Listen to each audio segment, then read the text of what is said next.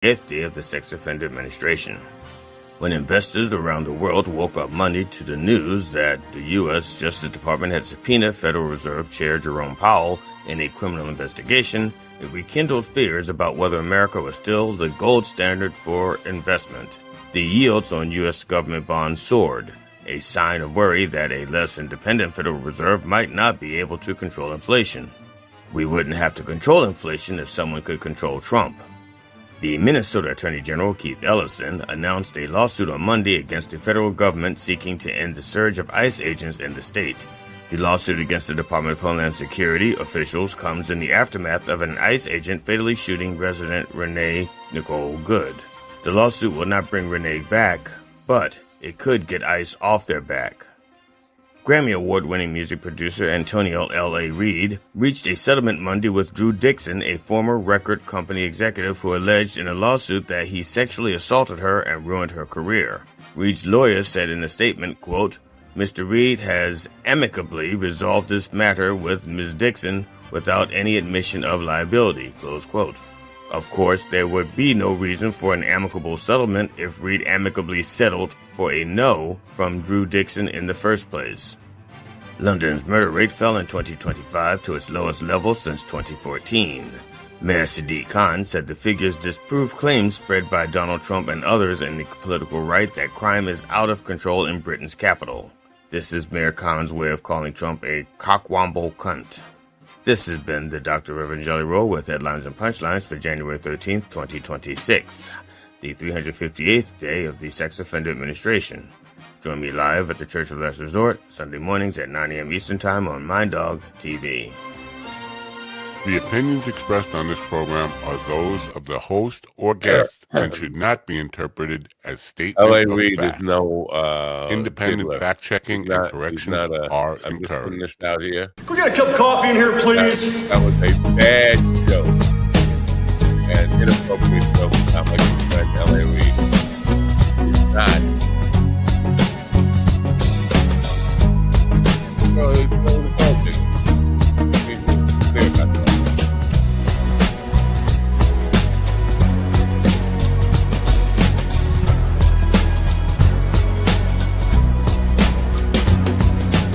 Damn good coffee and hot.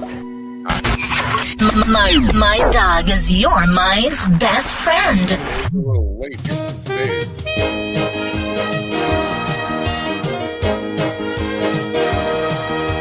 My dog is your mind's best friend.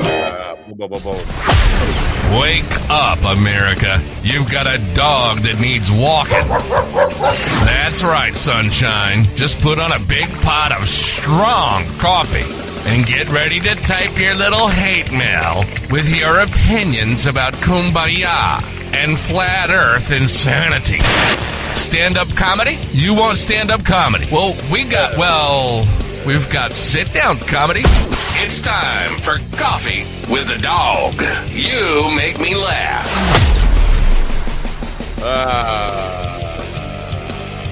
That's what I'm laughing at.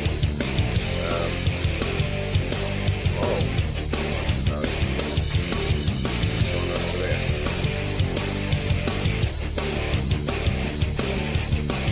What do you do laughing at me?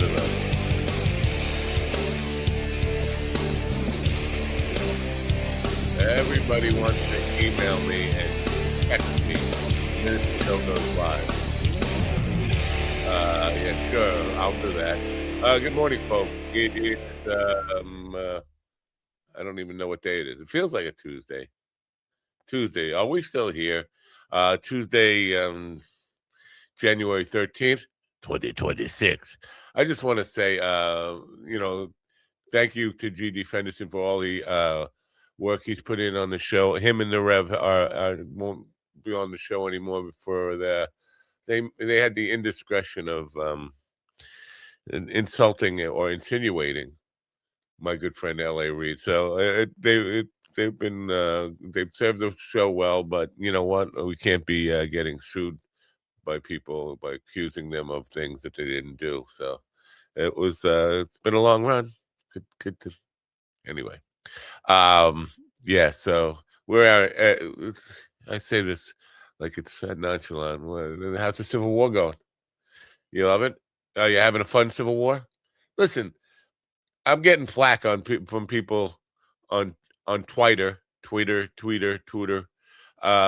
calling it a civil war. Like, it's not a civil war. You don't know anything about civil wars. Yeah, I know it's not like a full-blown civil war, but this is how civil wars start. And you know what?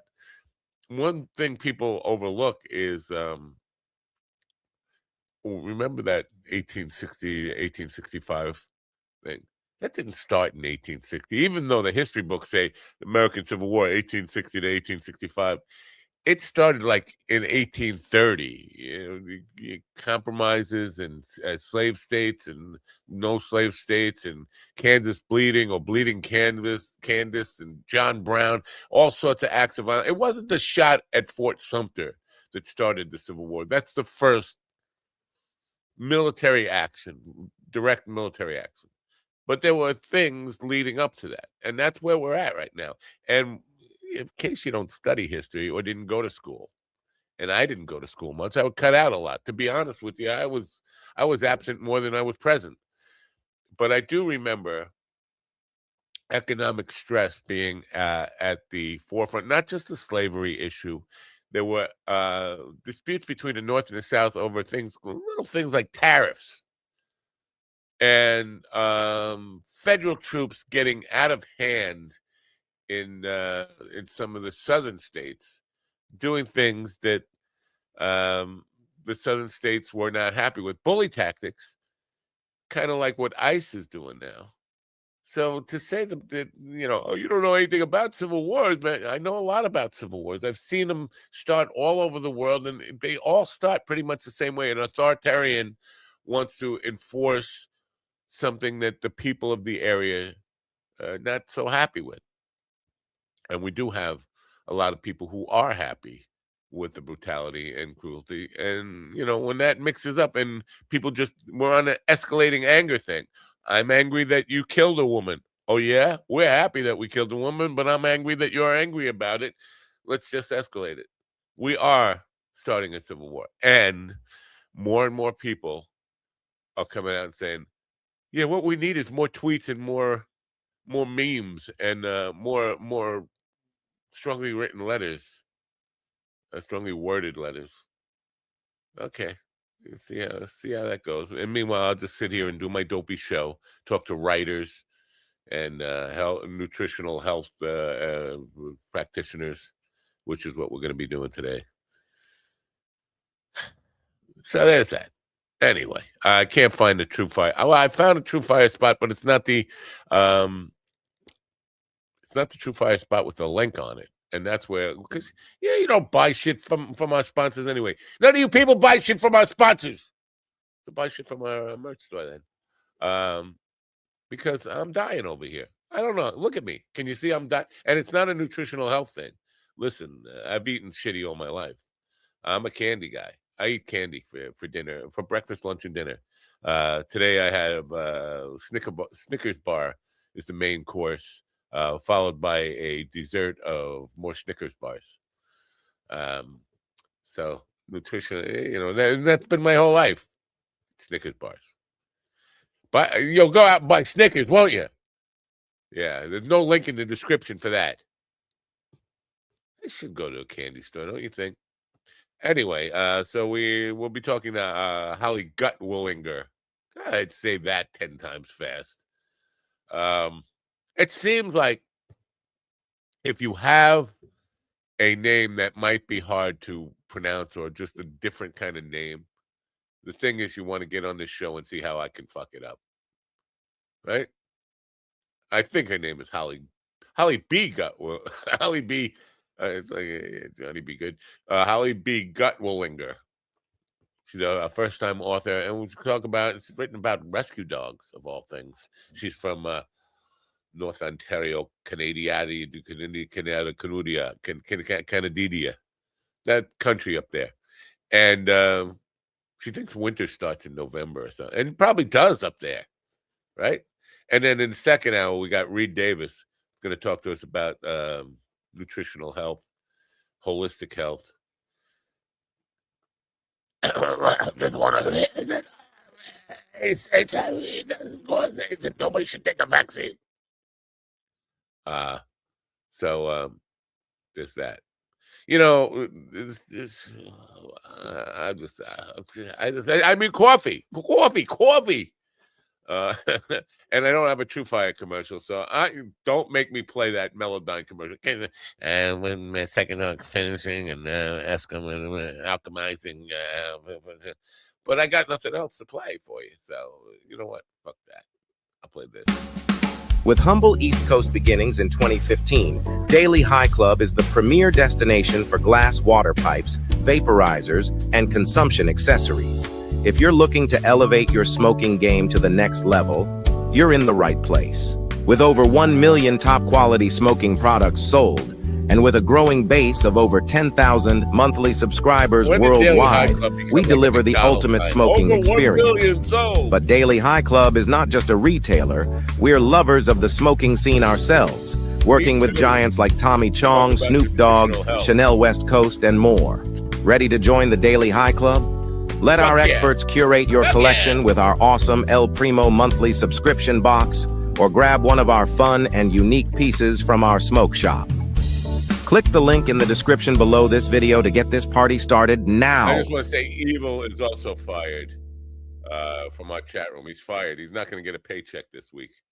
Ladies and gentlemen, in a room, a man who won't be happy until I get sued by L.A. Reid, because this is the second time he's insulted Mr. Reid. GD Fenderson. Good morning, GD. Good morning, America. MindDogTV.com. Get blessed by their newest collection of music. I have a CD here from my good friends Crack the Sky. I don't know if people are aware of this, but I was approached to write the forward for Crack the Sky for John Palumbo's new book, and I told him $5,000 would be my price. I haven't heard back from him, so I'm assuming he got somebody else. Oh, he did. Is there more to the morning? Yeah, yeah, there is, but I'll talk about it later. So put your local mercenaries and enjoy the suffering. What are these local mercenaries you're talking about? Because this a guy, I don't know if he used to work here in the chat room. This guy Evil, he said, all your sponsors, all you sponsors suck. Not all your sponsors suck. All you sponsors suck. That's a mean thing to say. That's an evil thing to say. So where are these local mercenaries located? Locally? They're locally located at minddogtv.com/merch. All right. You also said softcore Civil War. I didn't say softcore war. No, he did. He said that evil person did. Yeah, and I wasn't the one who brought up L.A. Reid the first time it was brought up. It was somebody's biography. That's right. But you're the one who said he diddled you. No. I'll play the tape. Play the tape. Yeah. Anyway, L.A. Reid, a good friend of mine. He never diddled anybody. And that was not. And even then, that statement, even though it was not made by me, was not a declaration. I believe it was a question. A question? Whether or not that happened. And no, it wasn't even about him. It was about Diddy, not Reid. Well, let me L.A. Reid, first of all, he's too old to be doing that. It's just too old. Once you reach a certain age, you lose interest in whatever that interest is. But also, if he was going to do that, he had the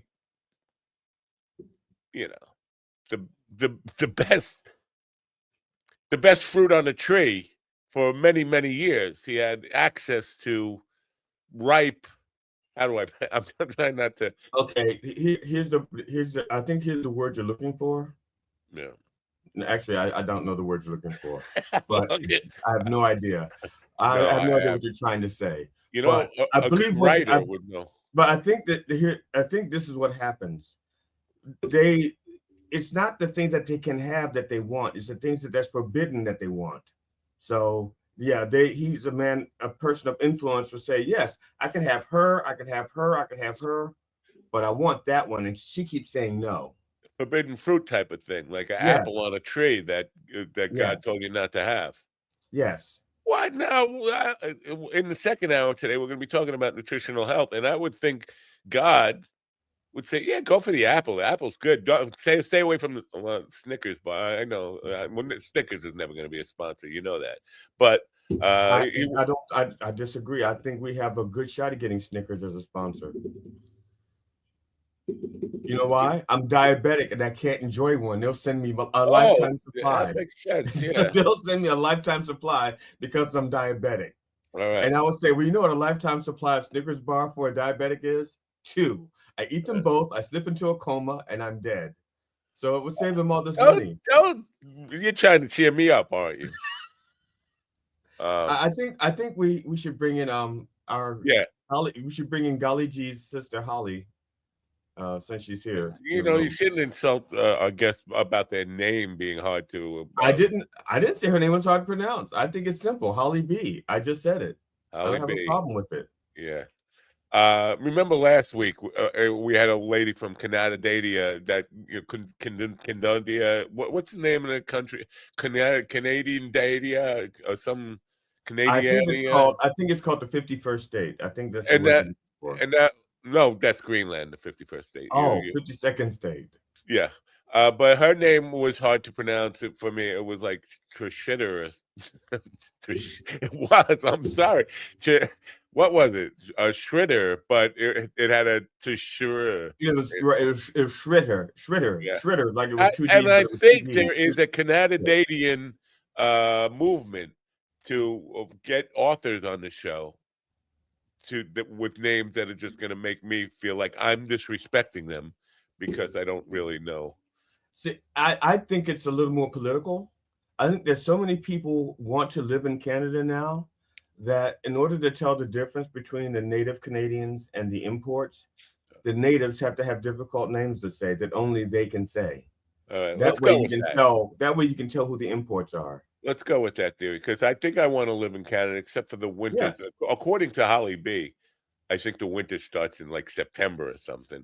I read her Substack, and apparently she was in December. She was saying 4 more months of winter, December 4th, and that's still autumn as far as but whatever. So let's bring her in. She's in Ontario. Well, actually, Northern Ontario.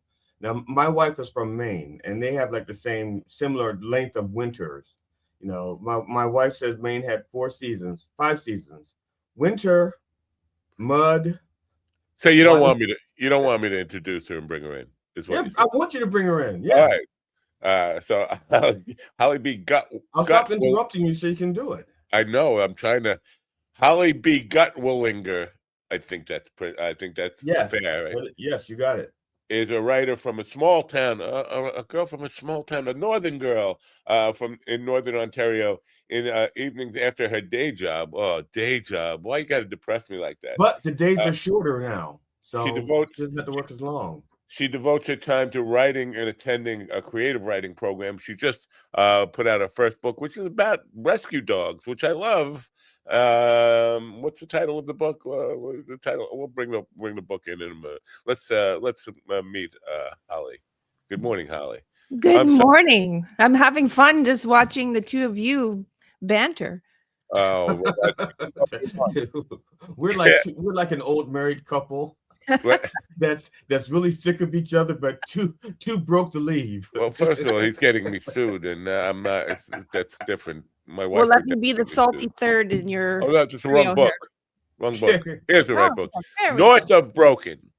Oh, so sad. Let's begin with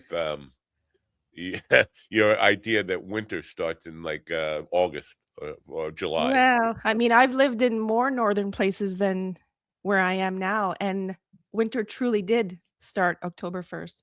But can you say about for me? Oh, come on, we're not going to do that. No. Well, you would I just heard a little of that. I love Canadian accents, and I just heard it a little bit, and I was like, oh, man, that would start my day out right. You realize that by the time we talk up there, we have the accents. She hears our accents. She doesn't have one. Yeah, I know. And you realize that I thrive on listening to other people's accents, and then I become a chameleon, and then that, yes, you will be speaking Canadian. I'll be speaking the way you do. So wait, Canadian, is that how you pronounce it? I was on the like Canada. So you've traveled the whole world, huh? Any place you haven't been? Not the whole world, just Canada. I thought I read somewhere that you were an avid traveler and had traveled around the world. No? No. Well, my world, Canada. Canadadia. I think you're pronouncing it wrong. It's Canadadia. Canadi. Yeah. So,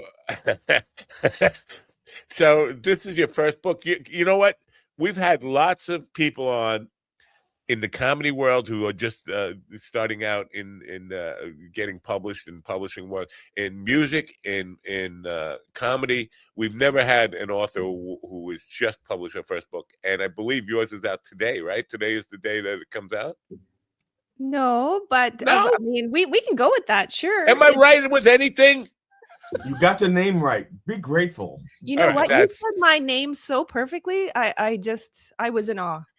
I think what happened is he spent so much time trying to get your name right that he's got every other fact about you wrong. So I could have sworn. Now, when is the She's actually a black man in South Africa right now, not even a white woman in Canada. You got everything wrong, man. Oh, I thought you were saying I'm a black man in South Africa. I was like, I did not know that about myself. But so when does the book come out? Because I could have sworn I saw a calendar with today's date checked on it on your Substack. And now I'm confused. Well, I think it's because I put on there I wrote a book. Maybe that was misleading. But it's February 14th, my favorite day of the year. Oh, Valentine's Day. Yes. Oof, I hate that day. How come? Now, down here, just out of curiosity, down here, Valentine's Day is a religious holiday where we worship Saint Valentine. And is it the same thing there in Canada? I mean, we don't worship anyone but ourselves, I suppose, and our loved ones. No. Actually, all we do is try to give each other diabetes. That's right. 2 Snickers bar and a coffee crisp. Diabetes and allergies. We send flowers and candy. Yeah. That's it. Do you have coffee crisp down there? I think that's a Canadian chocolate bar, perhaps. I don't know. Arrow? Smarties? No, so I know there's some candies that I know, like, for example, they have in England that we have here, but they're just different names. Like we have Pop Rocks, they have Fizz Whiz. Yeah. But it's the exact same candy. Okay. Yeah. Sorry, went off on a chocolate bar tangent there. Yeah, so what was that candy you said? Was it Coffee Crisp? Coffee Crisp. Yes, it's like having a coffee and a bar of chocolate. So if I can, are you self-published? Are you? And yes, I am. Okay. I think, first of all, I just want to put out that I think that's the way to go. In the world today where publishing companies just take advantage of traditional publishing companies, the best thing you could possibly do is, if you're going to publish, is to self-publish, because at least you don't get ripped off and all this stuff.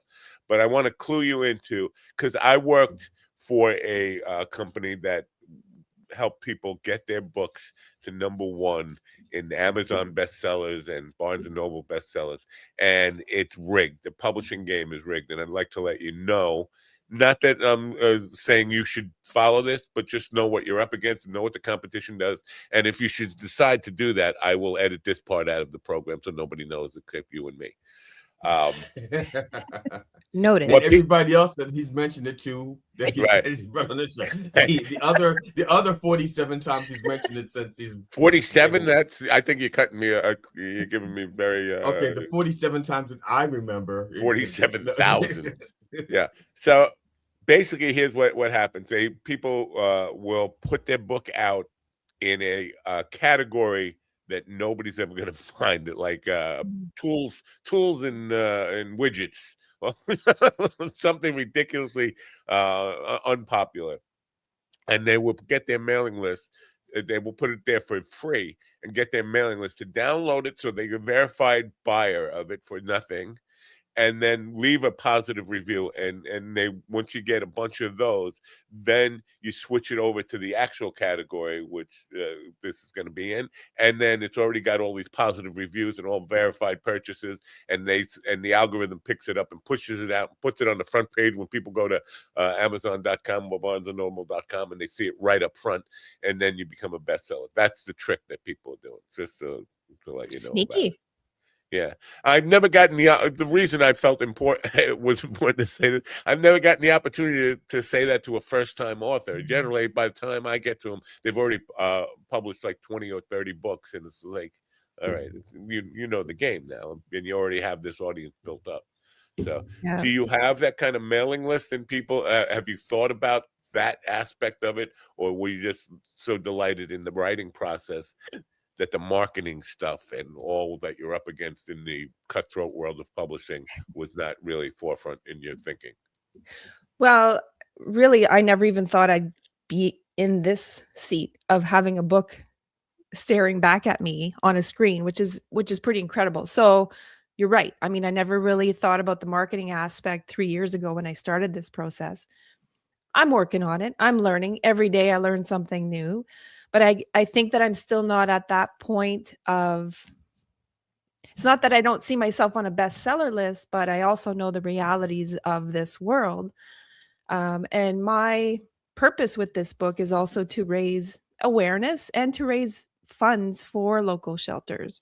So I don't know, I'm coming at it from a few different angles, but hey, point taken. And not because I don't want to sell my book, because I definitely do, because the more I sell it, the more I get to help dogs.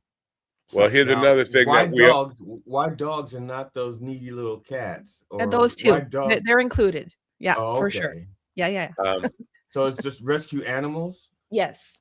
Yeah, I should have said animals. So animals that aren't rescued, let's say animals like I don't know, like bougie dogs. By bougie dogs, you mean purse size? No. Well, no, I mean the ones where you spend thousands on to purchase, like from a breeder. Yeah. Or like a rescue guinea pig. The thing is, once you get the guinea pig home from the shelter, they don't have much of a lifespan anyway. You get it home from the shelter, it's been there for 3 weeks. They only have a 4-week lifespan. So you get a guinea pig for a week. Nobody wants to rescue guinea pig. And sometimes less if the person who adopted it has a pet python. Yeah, well, I mean, I'll include them all. Let me just say, I used to have pet pigs, and we got one of our pigs from a rescue. He was a rescue pig. Actually, 2 of them, because one of them, the cops came to my house and said, "Is one of your pigs loose?" I was like, "No." And I said, "Well, there's a pig running through town." And then I went and got that. I rescued this pig. It had been abused. People thought it was going to be a mini pig, and there's no such thing. And then it started to be a real pig, and they would they were abusing it. They strapped it, trying to keep its belly small. They put these chains around it. It was really brutal. But so when I saw that, people don't understand there's no such thing as a pot-belly pig. It's just something it's a selling point. Yeah.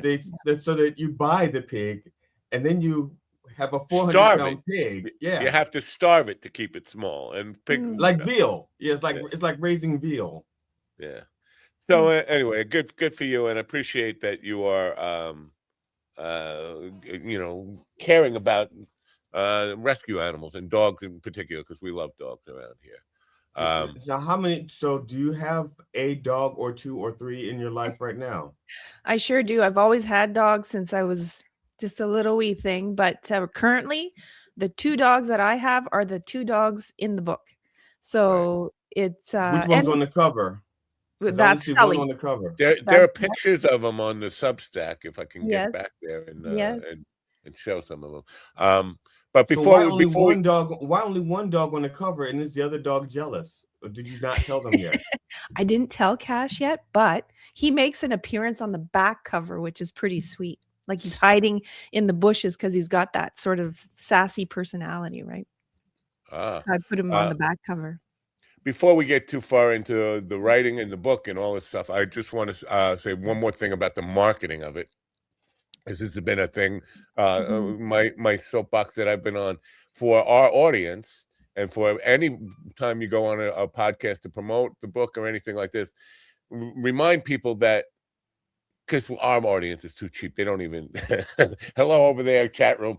They don't even patronize our sponsors. But if you go to your library and ask them to order the book, you're serving two things at once. You're getting the book for free. You get to read the book for free, and your library is buying it. So everybody go to, even if you don't plan on, you don't even care about rescue dogs or any of this stuff, go to your library today. What kind of animal doesn't care about rescue dogs? Who's going to admit they don't care about rescue dogs? Who's going to admit that? You see, go look at that chat room. That kind of people.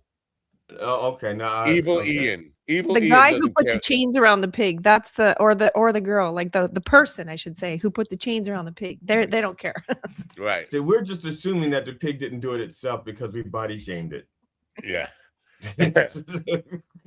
So you're a fat pig. You're a fat pig, and you don't watch what you eat. You're gonna grow up to be a fat pig, and then the pig goes, "I need to do something about this weight." Not. So we could have done that pig like that, and then it became like drug addicted or truffle addicted, and now it's like walking the streets of New York looking for truffles. It's we could have done that to the pig. Yeah, it's it. Yeah. I can promise you that while you're on this book promotion tour of podcasts and stuff, you're not going to find anything quite like this show. This is Johnny Cash. Is that who that is? The man in black? That's Johnny Cash. Yes. He looks a little skinny, if I don't mind. That was the day that I picked him up. Wow. Now you picked him up obviously in Hawaii or someplace tropical. That can't be Canadadia because look how green it is. Does it ever turn green up there? That was the very small window of summer right there. Those 2 weeks. Those 2 weeks of summer. 2-week window. I picked him up. From June 21st to July 1st. That's when summer happens. Wow. You got it. So now why Johnny Cash? I mean, it's like because he's in black. He's the man in black, right? Yeah. I'm right. Well, I didn't give him that name, and to me, that was a sign that I needed to have him because Johnny Cash is and will always be one of my faves.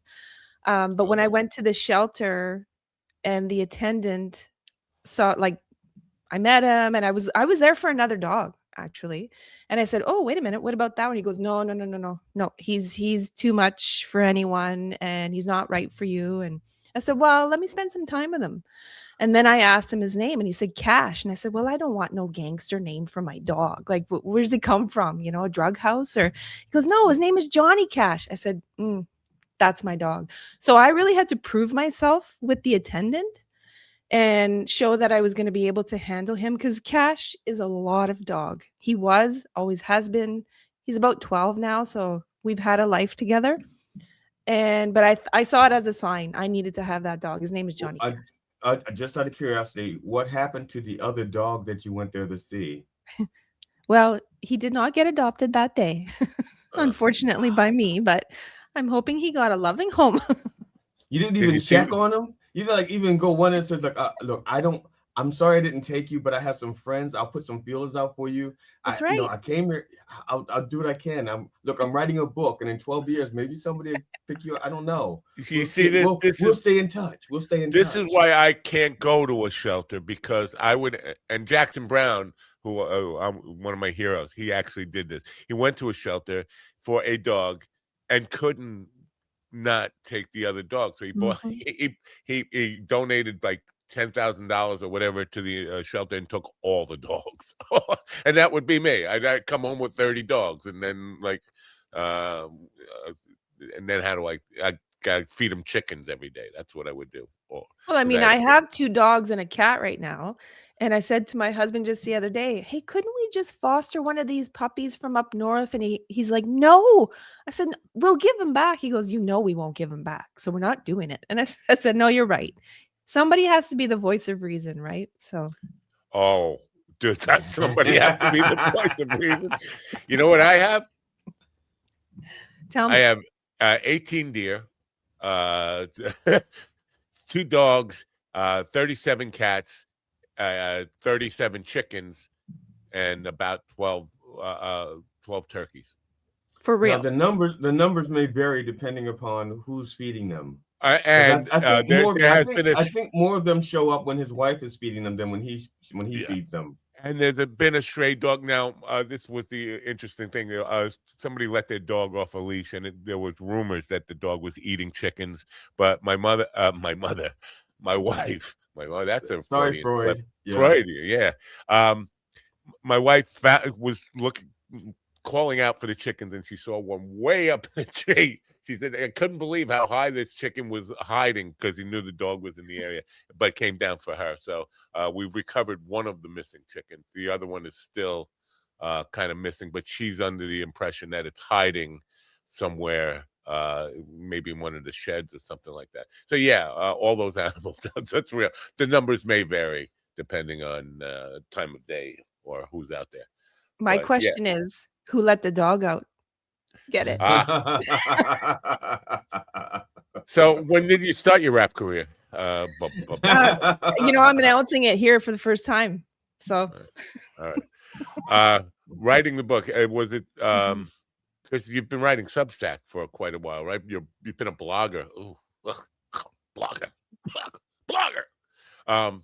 How long did it? When did you start the book, and how long did it take you? I started this book in 2023. Yeah, not bad. 2023. It was when my dog was outside in the yard, and Sully has a lot of issues, anxieties, and I was always trying to find a way to fix him. And one day he was hopping over towards me, and something just kind of happened for me. I had these lines sort of download into my thoughts, and he was trying to tell me like, "Hey, I'm okay. Like, I'm good. Just accept me for who I am." And that is basically what unleashed. Oh my gosh, this is like a pun-filled podcast here. That is what unleashed the writing, because that just sort of evolved into writing more thoughts, into scenes, and then into chapters. And then somebody said, well, why don't you put a story together? So it just kind of went on from there, and I kept developing the story. And it started out as autofiction, which was my story with the dogs, but I wanted to give the dog a voice in the book. And so I needed to fictionalize it. So the protagonist's name is Renly, and she's 47 years old in the second act of her life. But Sully and Cash are who they are, and everything in the story that is in the book is true for them. But Sully narrates his own life. I never thought about life in acts, so I'm just trying to get to, because if I were gonna, I'm sorry to do, but if first act would be like 1 to 20, second act would be like 20 to 35, and then the third act, the final act, would be 35 to 50, and then I would die at 50. Right? No, 54. You forgot your own history. Oh, 54. That's right. I think that was a lie, though. We discovered that. So 47 is where the second act starts? Is that well, it's a new trending term, so I'm just rolling with it. Like, call it midnight, call it second act, call it whatever, but I don't know. It's fun. Yeah. I saw some friend who was a younger person, and I think 47 is young, but she was like 44 or something, and she said, I'm in the last half of my life. I was like, wow, that's a terrible way. You're young. Go out and act like a kid. What is it now? 50 is the new 30? 60 is the new 5. 50 is the new 5. I like that. I like that. Yes. Actually, 90 is the new 5, because that's when you go back to diapers. But so we're going into Benjamin Button land here. Remember that movie? So, I do. I love that movie. Me too. Now, I have a question for you. It's going to be personal because it's about your marriage. But in my marriage, my wife talks to me through the cat. So if I'm in the room and the cat's in the room, sometimes she'll look at the cat and go, so is your dad going to paint that back door today? Is your dad going to get that back door painted before the end of the year? So and she says it so that I can hear, but I'll say, honey, I'm talking to you. I'm talking to the cat. Okay, oh, I'm boy. talking to the cat. Yeah. So has that gotten to? Is your marriage at that point yet? I mean, that's a whole other podcast. But no, I can't. I can say that we have not gotten there. He just gave you his best comedy. That's his best bit. Actually, that's my newest bit. One of my newest bits. Maybe you and I should go on a road tour. Like, I'm a rapper, you're a comedian. We could do like a collaboration there.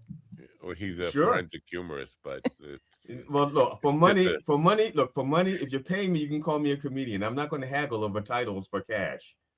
Plus he's out of a job because he insulted my good friend L.A. Reid this morning. So this is his last day on the program. And so I'm going to need to replace that income that I'm losing from. Well, I have a podcast. You can come over to my side. You know what? Before you kind of we'll get past this. I promise you, we will get past this. But before, when you were talking about Johnny Cash, you said he's a boot 12 now. And they made my day. So thank you. I said it. He's about 12. Yeah. About. You say it. You say it. About. Don't ask him. His Brooklyn accent is terrible. Yeah. You know, nobody should ever base diction on me. Okay, say the word sorry. Say the word what? Sorry. Sorry? You mean like the little? I'm sorry. No, say it the way you would say it. Sorry. Sorry. You know, I have there's a guy I follow. He's a Canadian, Quebec Canadian, and he says button. Go ahead and push that subscribe button. I was like, button. Who the hell says button? A French Canadian. Yeah, in Brooklyn it's just button. Button. But Benjamin Button. Yeah. So I went to Michigan. That's where my son is going to school right now. And I went into a gas station, and seems like in the States, you have to prepay for everything, which, was beyond my comprehension. But so I went inside to the gas station, and it was busy, and I had Canadian and American change, and I was flustered because there were people waiting, and I sprawled all my change onto the counter, and she goes, "Oh, you're Canadian, aren't you?" And I said, "How did you know?" She said, "Well, it was the way you said sorry." And I said, well, what do you mean? She goes, "You say sorry." I said, "Well, how do you say it?" And she says, "Sorry." And I said, "No, you're right. Point taken." Because I kept saying sorry. Is it because from my ears, all Canadians sound like that's a? Oh, I know, but no, I mean all Canadian accents. I mean the boot, the back. You're a Jose. But I mean whatever. But in the States, we have 50 different accents, really. So that's Michigan will sound very different. Oh, we have way more than 50. Oh yes, that's right. Yes, way more than 50. Way more. Yeah. Now my wife and I were at the Grand Canyon, and we were standing at the edge, and this gentleman says, would you like for me to take your picture?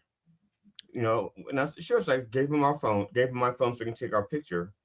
And I said, "You're from Canada, aren't you?" He goes, "How could you tell?" It was actually because he actually said, "Can I take your picture, A?" Yes. When we take your picture, and so when he said that, I just said, "You're from Canada." He goes, "Yes." How could you tell? Because like I said, he doesn't even know he says it. It's just like, and my wife is from Maine, and she says things she doesn't know she's saying. I'm not talking about the dementia. I'm talking about the colloquial sayings, that she says she doesn't know she's saying. Is Maine part of Canada? I don't know. I've never. It depends. If my wife's family, her ancestry came through Canada, actually through Charlemagne, and so she's actually that's the toilet paper, isn't it? Don't squeeze the Charlemagne. Is that? Yes. Okay. That's the female version of Charmin. Yeah. Yes. So now, are you? You still have a day job, which is, no shame in that. Although it hurts my soul to hear people still working day jobs. Are you a rock star now? The people you work with, they have a newfound admiration or starstruck by you because you are now an author? They don't even know. Can you believe that? I sort of keep things, I keep certain things hidden, I suppose, and they don't know just how far I've come. I work so far removed from my coworkers. They're 6 hours away from me. And so they don't even know. What? See, at this point, your dogs probably have more of a following than you do. I think so. I just started their Instagram, and they're getting far more followers than I ever have. What you wrong need with to this do picture. is take pictures of the dogs near the book, like they're reading the book. So Great yeah. advice. So you set the book up. You have to, like Johnny's, like maybe Johnny's reading to Sully. No, not Sully. Is that Sully? Yeah, Sully. Yeah, you're right. Okay, you have Johnny reading to Sully. Well, who's older? We don't know. I think Johnny Cash is what we call him. He's older than Sully. Yeah. Okay, we'll have Johnny reading, have Cash reading to Sully, and Sully's and just that kind of thing. Just pictures with them in the book. That is an excellent idea. I think I'm going to do that. And as a matter of fact, since people love to see dogs on their backs like this, get a picture of one of them sleeping and the book just draped across like they fell asleep reading the book. But then they might think the book was boring because he fell asleep. Well, you put a little bubble in his head, and he's dreaming about the book. Are you like a social media content creator? You're hired. No, He's a social media guy who doesn't care about any of the things that social media puts on people to make it work, like how the algorithm works. He doesn't care. Yeah, I have no idea. Yeah, he's not lying. I went from like over 1,000 followers to like 135 in just a couple of weeks. It's not even that he ignores. It's not even that he ignores the best practices and all that. He purposely he's a contrarian. So if they say, we will help you out if you do this, he'll say, I'm not doing that. I'm doing the opposite. No, that's not entirely true, because I have done. That's why I gave up, because all the little things they were telling me to do, I did, and none of them worked. So I said, fuck it. I'm not bound. I'm doing what you guys want me to do. I'm going to do what I want to do. So at least if I fail on my terms, and I'm happy. Was that a Canadian word you just dropped on us? Oh my gosh, we drop those every second word around here. I'm a miner's daughter, and I work in the correctional field. So bring it on. Now, correctional, you mean grammar, or is this prison? Yeah, prison. Okay. But let me I hate to sound like I'm preaching here, because I don't follow my own advice on this stuff, but Carl Hitchborn, who is he's a guy who lectures artists about this. You have to be your own best self-promoter. And if your co-workers don't even know you're an author, that seems to be like a if I passed this by Carl, I'm sure he would yell at you. Why aren't you telling people about your book? Well, I am telling everyone. I'm telling the world, but I guess it's just that I haven't sent a direct message through, Teams saying, hey, they know I'm writing and I'm in an MFA program right now, and they know all of that stuff, but I don't think they realize just how close I am. Maybe it's just that. This is what you do then.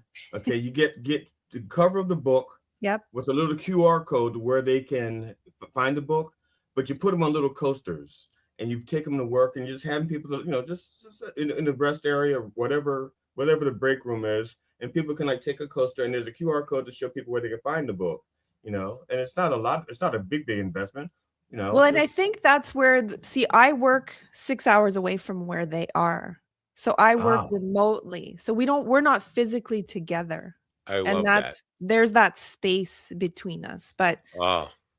Yeah. I think maybe I'll have my own little book launch on Teams with my coworkers. There you go. Good for you. I mean, there's nothing better than not having to see the people you work with. Hey, I've been surrounded with people my whole working life, and I've earned this seat right here. Do they make you have a Zoom call every week or something like that? You got it. To see them? Yes. I hate that. It's like.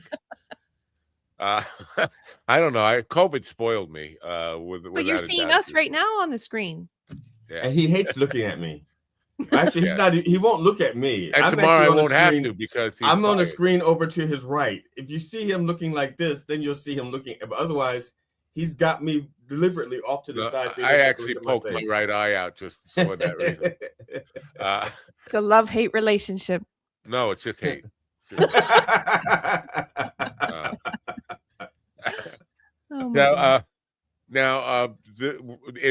good. 3 years for the first book. That's actually very good for me. It's been 7 years, and I promised people I would publish it by Christmas and of 2025. I didn't, and I'm still not publishing. I just keep going back to it and saying, at some people point are you going to gotta find stop. fault with it. Yeah, well, trust me, I it's not because I'm not there or haven't been there. Do you think it's not, scary to step out into this big world where everybody has an opinion and are keyboard warriors and yeah. And, my husband said it to me this morning. He says, "You're gonna have a lot of people giving you comments that you may not necessarily like, but that's okay because you didn't write the book for them. You wrote it for you, first of all. I wrote it for my dogs to understand them, and that's that. I just have to believe in that, and sometimes I do have to remind myself, but is your book a novel? Is it nonfiction? It's about this. Well, I have 2 books, and neither one of them are finished. One is about the lessons I learned through the death of my son, the life and death of my son. And that is the toughest book to finish. I'm like 4 chapters in for 9 years now. It's been. Yeah. So that one is tough. But the second one, I've been intending to write for 30 years. I started it in 2019. It's called Talking to Strangers. And it's about, because I believe that if you keep your mind open, you can learn something from everybody. And this what I started doing when I went from radio to podcasting is understanding that these long form conversations, not interviews, conversations with people, every single one is there to teach me something, and transcribing them and saying, what's the lesson in this conversation? What's the lesson in this one? And putting that together. And every day I have 2 or 3 more conversations, and I'm thinking, this belongs in the book. So the book's never going to be done as long as I keep doing this. That's the problem. Well, then it's an anthology. Just, come on, get it done. Let's go. Yeah. Well, this is what I'm going to ask you about, because you got to a point where you said it's done. How do you know in your heart that it's ready for publish? I mean, I could go back to this book a million times and keep changing. And I'm working on another manuscript right now, and it's the same thing. How do I know when it's done? With this one, I felt like, this is going to sound maybe a little bit silly, but I felt like I was in a race against time, because I really wanted this book. I know they say you should never rush a book, but I really wanted this book in the world. I don't know, just because it felt right, I guess. And I do tend to go with intuition, and that's probably why I didn't even try traditional, because I know that can be another 2 to 5 years or never.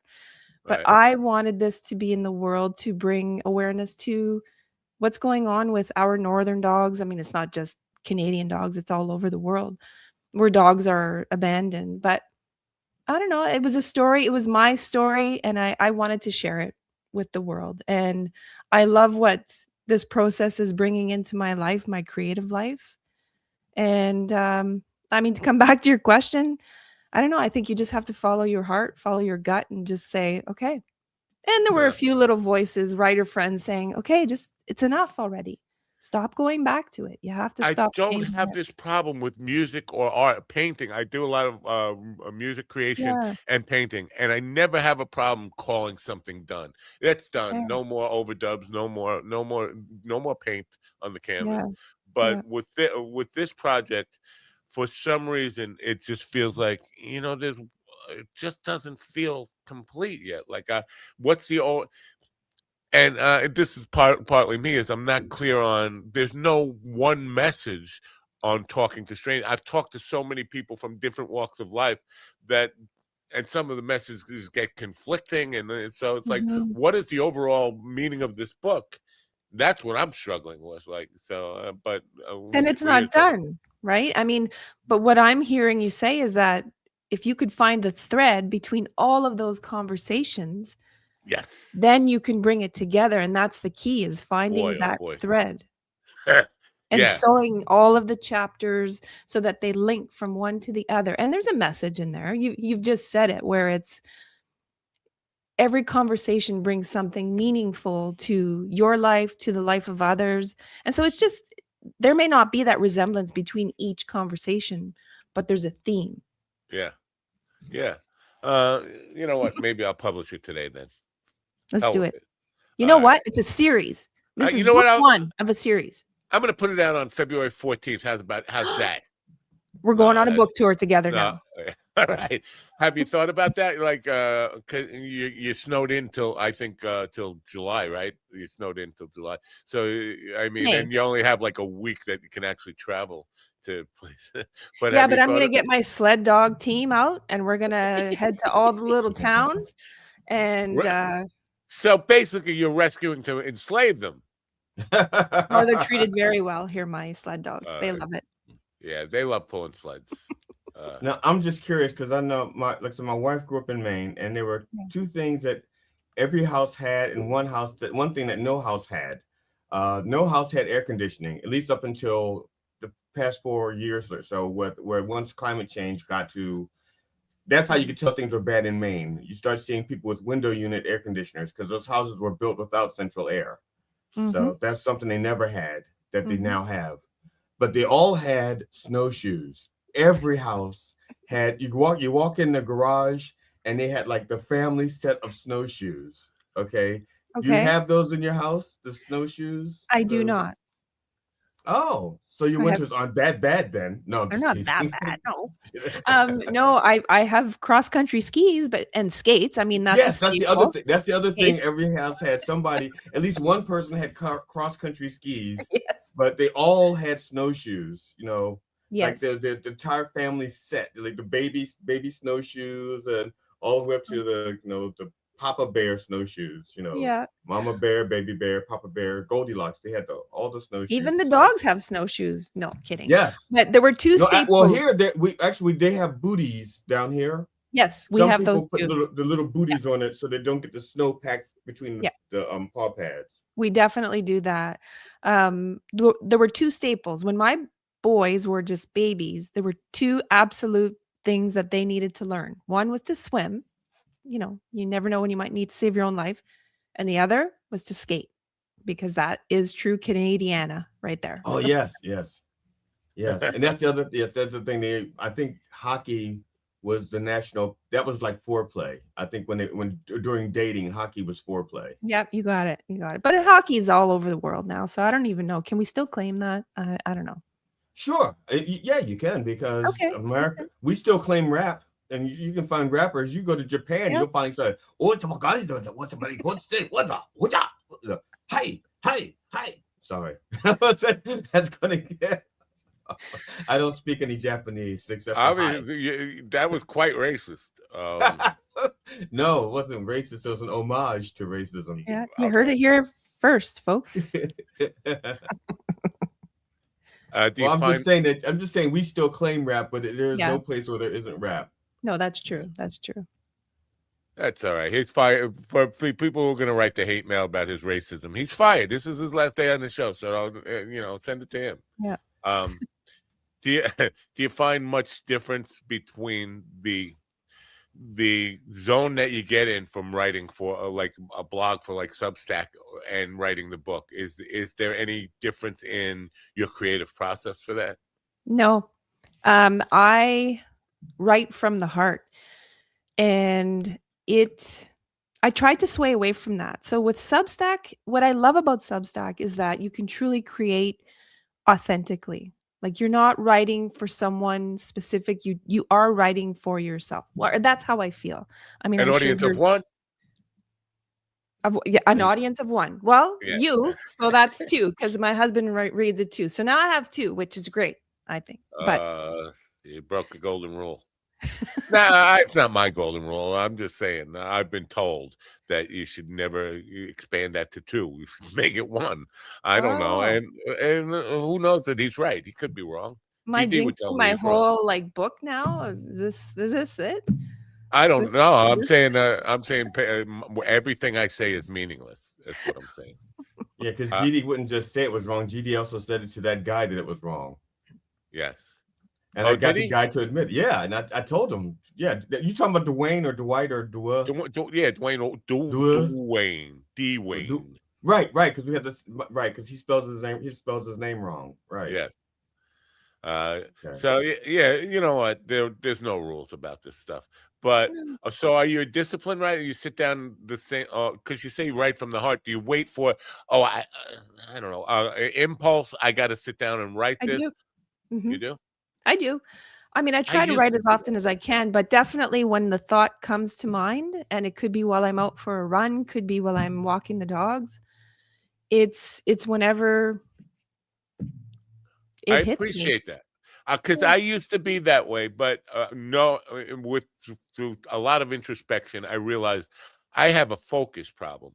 And now I feel like if I just get an idea and I feel like I got to run and write an article about this or get it out, that I am feeding into my lack of focus problem. That impulse to create in the moment is what I'm really need to work on and channel my energies, prioritize, and all that stuff. And I feel like if I follow my instinct, my really desire to, what's in the back of my head needs to be on paper or on the internet somewhere. That is counter to what I need to work on. So, but I appreciate that you do that. But isn't creativity about? Oh, did you catch that? I even caught it. Yeah, I caught it, but it's okay. It's fine. Isn't creativity? I gotta get my snowshoe. I mean, my boot. A boot. I gotta put on a snowshoe and a boot. Isn't creativity about spontaneity though? It is. And isn't your best work in the moments when it does come as a spark and you need to sit down and just spew it all over the page? That's what I feel like. But then again, while I'm doing that and putting out my best work, my paycheck is going. But that's where I have hours where I need to focus, right? I have my work day, hopefully soon retirement, a few years, right? Yes. But that's where the focus comes in. And then the rest is all creativity. And I get to just be who I want to be.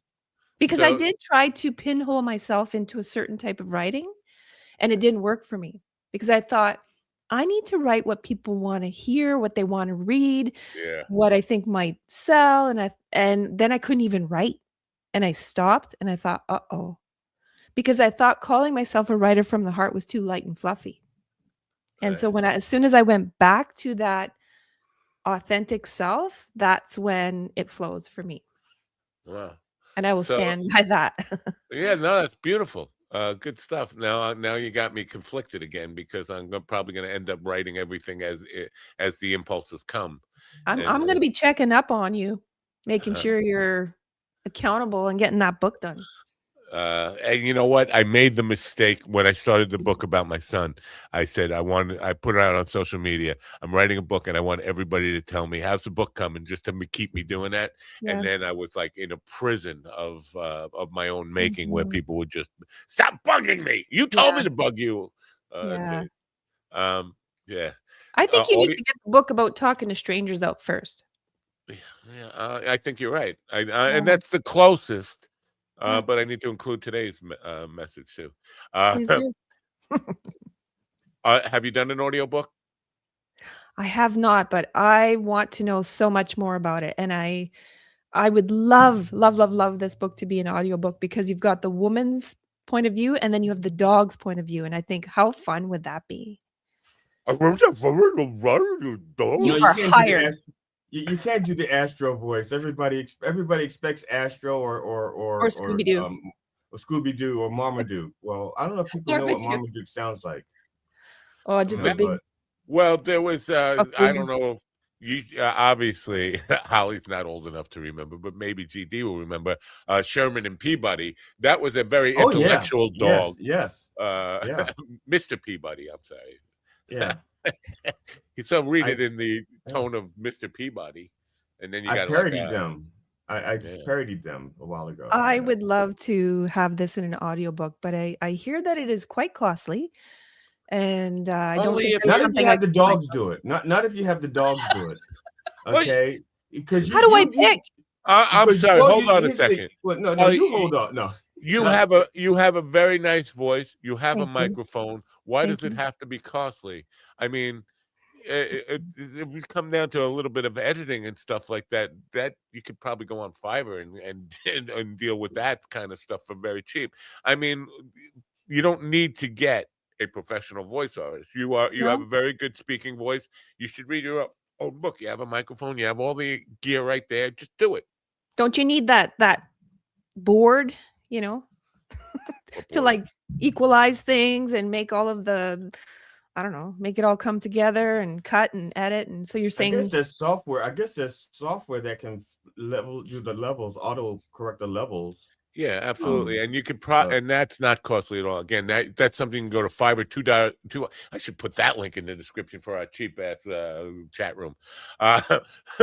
Fiverr 2Rs.com, and you can find somebody to edit for you. Really? If you want, I can, I will send you some people who I've worked with who are audio editors. They will do that very cheaply for you. I mean, that's not a big thing. So I would love to see this book in audio. I really would. I think it would be fun. For a lot of reasons, and one of them is short attention span. People are reading less and less. Have you defined your audience for this book? Is it women? Is it women of a certain age? Is it dog lovers? What is the audience for the book? That's the beauty of this book. It's from, I would say 13 to 105. I mean, it's anyone who loves dogs, cats, animals. There's a lot of family relationships in here. There's grief. There's mental health. She has sons. So I think there's a little bit of everything. There's marriage, friendship. I'm a little disappointed, I have to say. Uh-oh. So the book's it's not for me because I'm 106. So I thought you were like 39. Yeah, thank you for that. 149. No, he's 39 from the ankles down. In dog years. He's 39 in dog years. Dog years, that's right. Too far? No, not far enough. Unfortunately, I can dish it out. Yeah. That's a good thing. And I think, there are no shortage of dog lovers. So no. That's why I feel like this is the right time for this book. I've seen a huge shift since COVID with dog enthusiasts, we'll say. And so I feel like this is the right time. I'm gonna tell you now, my wife would love your book as a commercial because down here there's this our television. You keep saying down here. I feel like I'm in Maryland. That's down here. I mean, it's not quite down under, but it's down here. All right. I didn't mean to interrupt, but I'm interrupting. Go ahead. So our television viewing habits somewhat limited. My wife loves to watch murder shows like on ID TV and the ones that people couldn't get away with, so she could figure out what they did wrong so she could fix that mistake when she tries it. But there's these two commercials that constantly show up, and they're always about abandoned dogs or abandoned elephants. And my wife, as soon as it comes on, my wife has me mute it. She just has me mute it, and she turns her head away. So it's instinctive now. So she would love to have your book there because it's pretty much the same thing in the sense that your book is saying, I love animals, let's rescue them. But it's not the sad music, the guy from Will and Grace, whatever his name is, Grace, saying I keep telling my wife, honey, these dogs have all been rescued. They're not going to videotape them and then leave them in the cage and then show the video. Say we need money to rescue these dogs because they're still out there. All we did was videotape them. I said, no, honey. I said, you can feel happy. The dogs are rescued. She said, no, they're suffering. I said, no, they're not suffering. They're probably doing better than us right now. They're all probably 10 years old. Right. Yeah. Yeah. We have. Yes. So she would love, your book out there as opposed to being inundated with the suffering of the animals all the time. The dogs don't know when their next meal is coming from. Time is short here, and we appreciate you being on, and you're welcome back anytime. I just want to, before we, the name of the book is North of Broken. There's a link in the description to Substack where you can can they pre-order it? Yes. Okay. Now, talk to me about the significance of the title, North of Broken. Because I have a long history with the word broken that goes back to my days working with the cult. But I wrote a song about called Broken, and it's about I'm broken. What is North of Broken? You had more of a country song is what you're trying to say. Yes.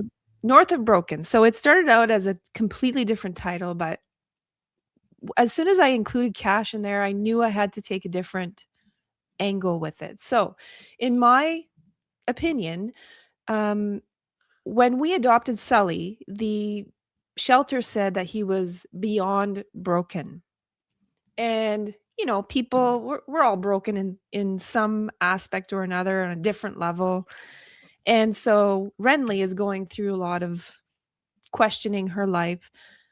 Sully is broken per se because he's coming from the north, from a pack of dogs. And so my use of north of broken is that they are now further away from being broken. All of us will always be a little bit of broken, I think, but you're just a little bit further removed from that. And Forever Home, well, I guess, you know, you can probably figure out what that one's all about. But I did have somebody say, "Oh, you made a typo." No, that was intentional. So that's why What was the typo? Forever. No, forever. Forever Home. Forever. I wasn't sure if that was a serious question. Forever Home. F-U-R. No, he doesn't know the typo is because that's his first language. Typo is his native tongue. Absolutely. When he sends me a text message, I have to send it to like 4 versions of AI to see what he could be saying with those combinations of letters. You know, I forgot the actual title of my. It's Broken 2. It's not just Broken. I thought the title of the song was Broken. It's Broken 2. I love you because you're broken too. And I definitely relate to that idea that everybody's a little bit broken. Everyone. Yeah. I don't think there's anyone out there who's not, right? Yeah. Well, we appreciate you being on the program. Good luck with the book. We want everybody to go call their library, write to their library, tell them to order North of Broken. It will be out on Valentine's Day. You know what? You can't get it for a Valentine's gift. Maybe give somebody a voucher. Your book is coming in the mail for a Valentine's gift or something like that. People, you know, who love dogs, somebody, if it's your love interest or whatever, somebody you need to get a Valentine's Day gift for, order the book and then just give them the slip saying your book's coming in the mail. It'll be here in 2 weeks or whatever it takes to ship. Right? And for every book sold, there's some of that money is going back to the dogs, cats, guinea pigs.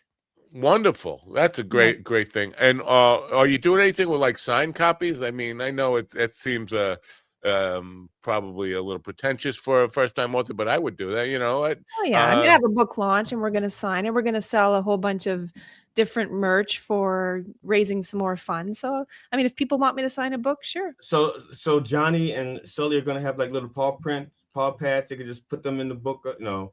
The entire set. The entire set. Absolutely they will. All right.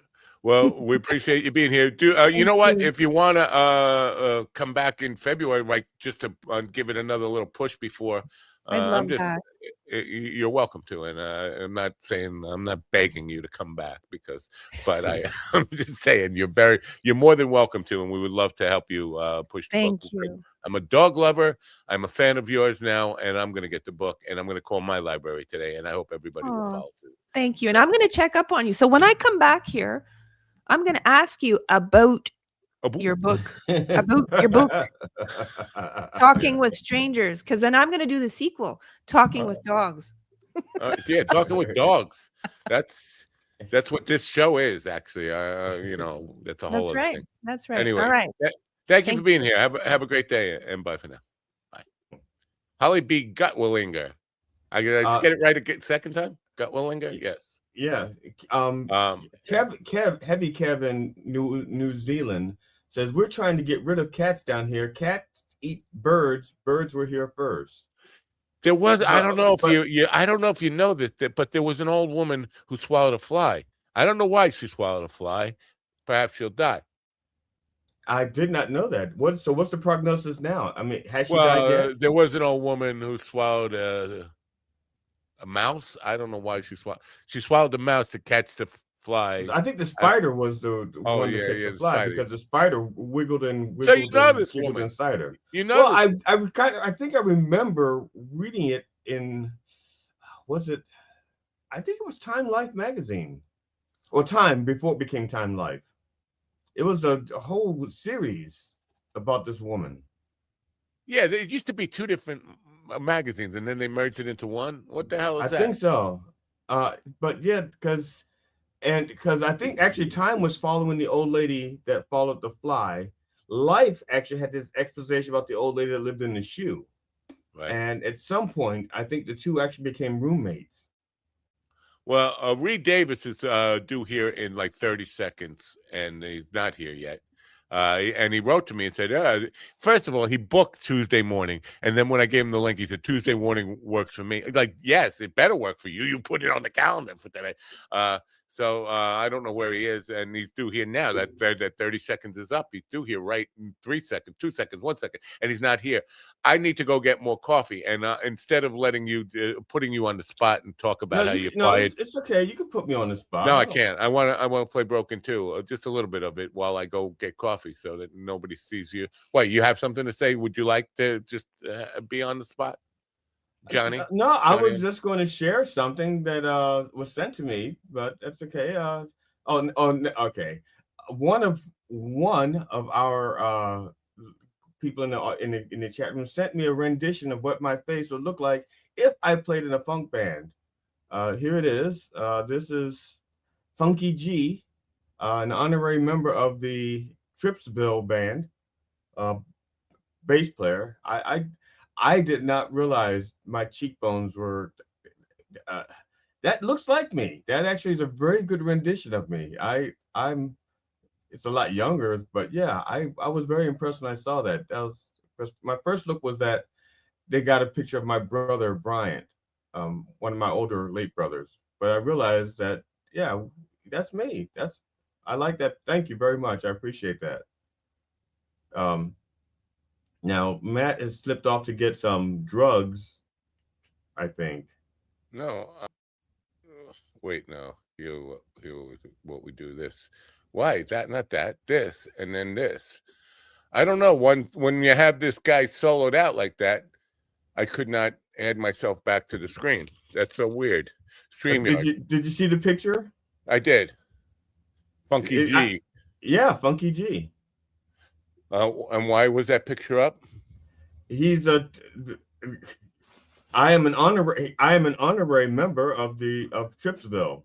I thought he asked you to write the forward to his book because he did approach me to write the forward to the book, but I said $5,000 and then I never heard from him again. So it's been a lot of that going around though. Well, does that hurt? Does that hurt your feelings? Does that hurt your feelings? No. Come on, please. No. Please? No. All right. As a matter of fact, you probably were the first choice to write it. I don't. No. I don't. Don't be silly. Don't be silly. I have a correction. to make. You know why? Wait, before you go with that correction, the reason that I would never be anybody's first choice to write anything because I don't even publish my own things. All right, go ahead. Last week when Ron was on the show, I mistakenly said that I was his third favorite Negro. No, that's not what you said. I don't know what okay. You said third favorite, not Negro, the other one. Ninja. Yeah, it's Ninja. Well, at any rate, I was wrong. I'm his fifth. Whoa. Favorite. Yeah. You even skipped. Yeah. You jumped. You did a let's just call it a Jesse Helm. No, Jesse Owens. Jesse Owens. Jesse Helms and Jesse Owens. Same thing, right? Right over that hurdle. Skip right over that hurdle. Yes, I am his fifth favorite nigger. Yeah. First is Josh DeWay. Then it's Damon Robinson. Then it's Eddie Daniels, and then it's Aaliyah, whatever her last name is. I didn't realize how far down I was until Ron put together a show last week at a place where I would have been anyway if he had not said anything. I'd been there for the open mic, but he threw a pop-up show that night. He sent me a text saying, "There is no open mic tonight." I said, "Okay." He goes, "We're doing a pop-up show." And I said, "Okay." So he did the pop-up show at the very place that I would have been anyway. And he had other Negro artists performing there and let me know not to come. So he didn't want me there. So that's I realized, damn, I'm way down the totem pole. Define pop-up show. I mean, I hate to sound like the idiot I am, but it wasn't a pop-up show. Is not a show that's not scheduled. Oh. So people show up for something else, and then the show happens. So they showed up for an open mic, and then they actually had a real show. Oh, a real show. Look at Yeah. And like I said, I would have been there anyway, but he sent me a text saying there's no open mic tonight. I'm doing a pop-up show. I said, okay. And it actually I didn't even think about, I mean, I knew Josh DeWay was in town. And so he was doing a pop-up show for Josh DeWay. But what I didn't realize is all of the Black people he had on the show and not me. I was like, oh, and I'm like a heavy supporter of yours, Ron. Damn. Okay. So now, Reed Davis, I don't want to be insulting to a potential guest or a scheduled guest, right. But he's a doctor, right? So that takes some education. It takes some smarts to be a doctor. I'm sorry, that's not what I meant to do. I was trying to remove it from the thing. Oh. From the studio. That's fine. But so to be a doctor, you kind of you can't be like me. You can't be like a stupid dolt from Brooklyn, or uneducated, unintelligent loser like me. You have to be pretty smart, right? You have to. No. And educated. No. You have educated. To you have to be educated. You have to be able to follow directions. Okay. But you also have to be educated. You have to pass tests and stuff. You have to go to school and read books. People can pass tests and not be people can be great test takers, but that's still educated. Yes. Come on, throw me a fucking bone. I'm only saying it because I know some doctors that didn't, as far as I'm concerned. No, so do I. I had be doctors. Idiots. Yes, idiots. Yes. And top of my list is Ben Carson. But you would think somebody with a doctor would understand. Yeah, you would think that. Yeah, you would think time zones, right? Time zones are pretty simple. You would, to some people. Some people don't have a concept of time at all. I'm just thinking that this has got to be the issue today with Dr. Davis. Is time zone. Because what else could it be? He responded to me Tuesday. First of all, he put himself on the calendar for this date.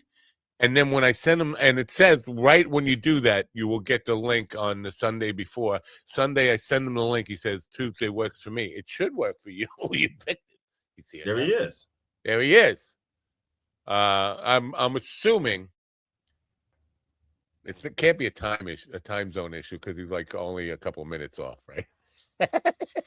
Well, there's sometimes zones. There is actually, I think, 2 places. Maybe the technology issue. Let's give him the benefit of that. Yeah. All right. Dr. Reed Davis, because it says right in his bio that he's a doctor, but he doesn't include the salutation of doctor in his name for some reason. Dr. Reed Davis, double board certified holistic health practitioner. You know what the initials for that are? I just had it in my hand. HHP? Okay. And a doctor of nutritional therapy. You know what the initials for that are? Yeah. What? NPL? I don't know. No, DNT, Doctor of Nutritional Therapy. DNT. NPR? It's like anything. You just take the first letter. Like I am a P. POS? No, I'm just a PA podcast host. Oh, I thought it was a POS, piece of shit. Yeah. No, that's anyway, he's globally recognized expert in functional lab testing and holistic lifestyle medicine as the visionary founder of Functional Diagnostic Nutritional FDN. I can't keep up with the abbreviations here. Reed has pioneered the FDN certification course, which has empowered over 5,000 practitioners across 50 countries, even Canada, to take charge of their clients' health with more than a decade of experience as a health director at Southern California Wellness Center. Oh, that explains Southern California.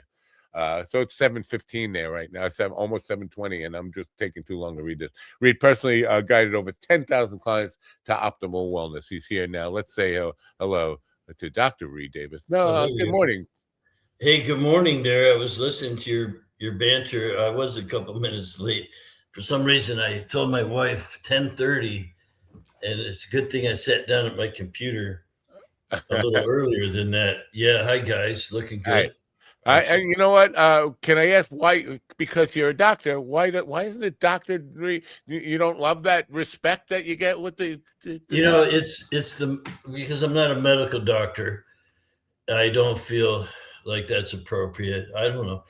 I have about 15 or somewhere between 15 and 20 different certifications or programs and things. I'm just Reed Davis. I keep it simple, and I'm a guy that bootstrapped what we're doing now, bootstrapped other things before that, and so we'll just keep it simple. I don't use that to impress anybody.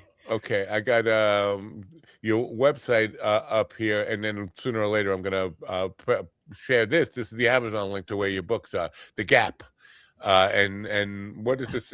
The second book here that we have out. The current book is Gap Part 2. What was Yeah, thank you for that. I am a contributor to those, and I trained the head person there, Pantia. She kind of made me do that. all right. Needs of the Gap, right? Is that needs gap? Yeah, there was a huge needs gap when I started. So it's all about diet, right? It's all about and everybody is different. So there is no right and wrong, no right and wrong things to eat. I'm like questioning this because I've never Well, on that topic, there's no one diet that's right for everybody. Okay. There are foods that are wrong for everyone, but there's no foods that are right for everyone. And I kind of made my early career. If it's a food and it's wrong, why would we still call it a food? Shouldn't we just call it poison? That's a good question. Shouldn't we call it a toxin or an inedible or something? Well, take sugar, for instance. Sugar is a naturally occurring substance. It's in all kinds of carbohydrate type foods. And so in and of itself, it's not a bad thing, but the way that we refine it and put it in kids, breakfast, that's a bad thing. So, and pretty much I'd say a third of today's health issues can be attributed to overconsumption of this thing, but it's still a food. It's just not good for everybody. I want to kind of not push back on that because I don't know anything, and I'm just I wonder how it works. Because I have been abusing this drug called sugar worse than the worst heroin addict has ever abused heroin. I mean, I am on sugar all day long. Do you still have both? Hold on, let me finish. Let me finish my question here. I've been abusing it heavily for 66 years. And you would think with the amount of sugar intake that I have, I should have been dead probably 30 years ago. But I'm when I say I abuse it all day long, every day, how's that possible that I'm still here? Well, the body's very resilient, and it's in survival mode, and it's designed to stretch and stretch and stretch. But eventually, we say the rubber band will break, or get so fragile that it won't work very well for you anymore. There's a lot of things you can track. I teach a course in lab testing. That's what I do. I teach a course in lab testing and natural protocols, drug-free protocols. And so, we're about prevention and anti-aging and things like that.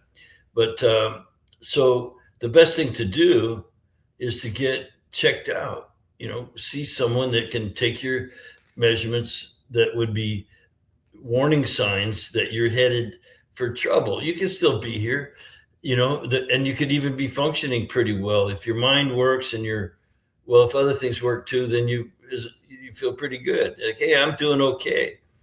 But, how long is that going to last? I don't know. I'm 72. So you look like you're a lot less than that. I'm 66. And, but I think because the sugar thing has got me. I'm not blaming my mother. It sounds like my parents. My mother got me. My mother got me hooked on ice cream cones before I was like 2 months old. Like, yeah, he's crying. Give him an ice cream cone. And I became like just the world's biggest sugar addict then. And when I was about somewhere in late 20s, 30s, doctor challenged me to get off sugar.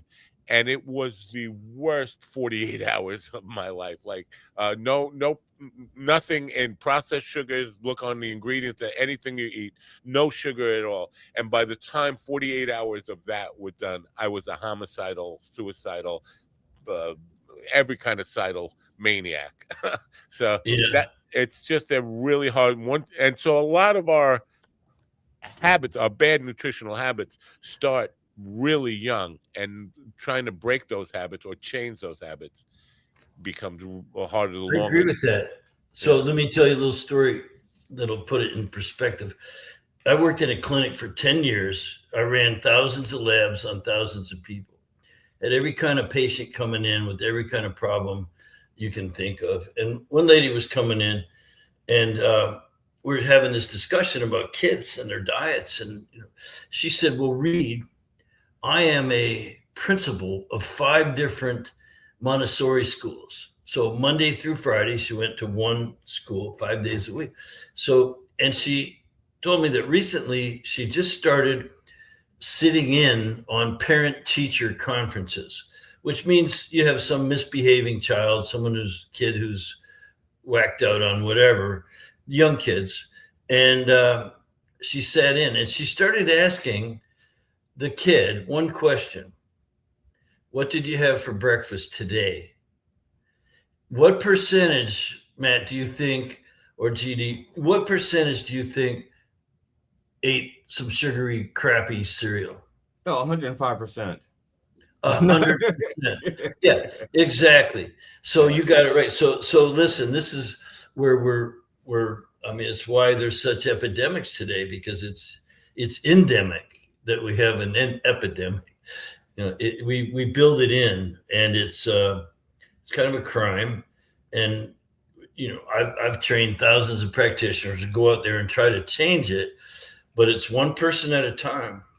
You can only go, and you can train a mom, help the mom. This is how I got, besides raising 4 kids and being a football coach, I had every year had 35 kids.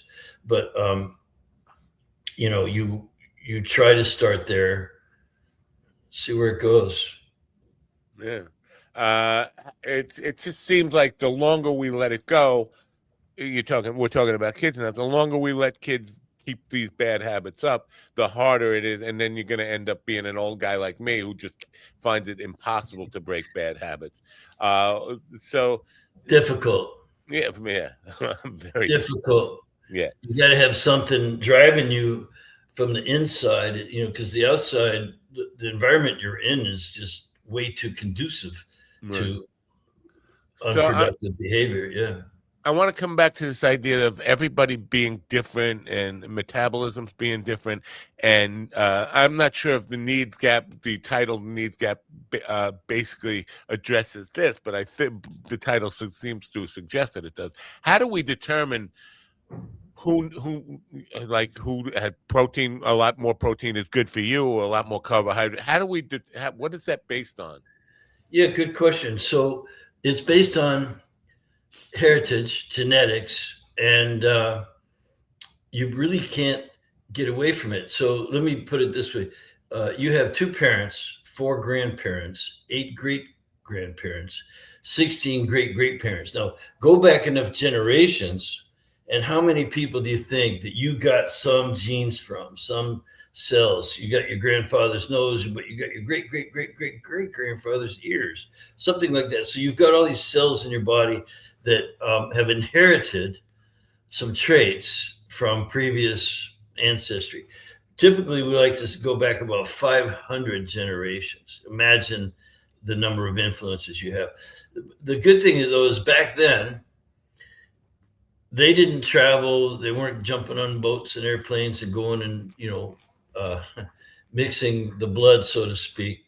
They ate what was available in their area, the plants and the animals that ate the plants or ate other animals, things like that. That's where you get your predispositions from.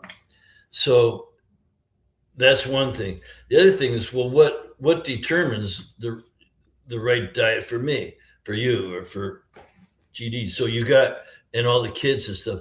So you have what's called, from that heritage, you get what's called a metabolic type. And we know what constitutes metabolic type. It's your oxidative rate. I don't know how technical you want me to get. No, that's fine. Yeah. We're fast, slow, or somewhere in between in the way that we burn fuel. Again, you got it from way back. You can't change it. It's genetic. You inherited it. You can't pick your parents, right?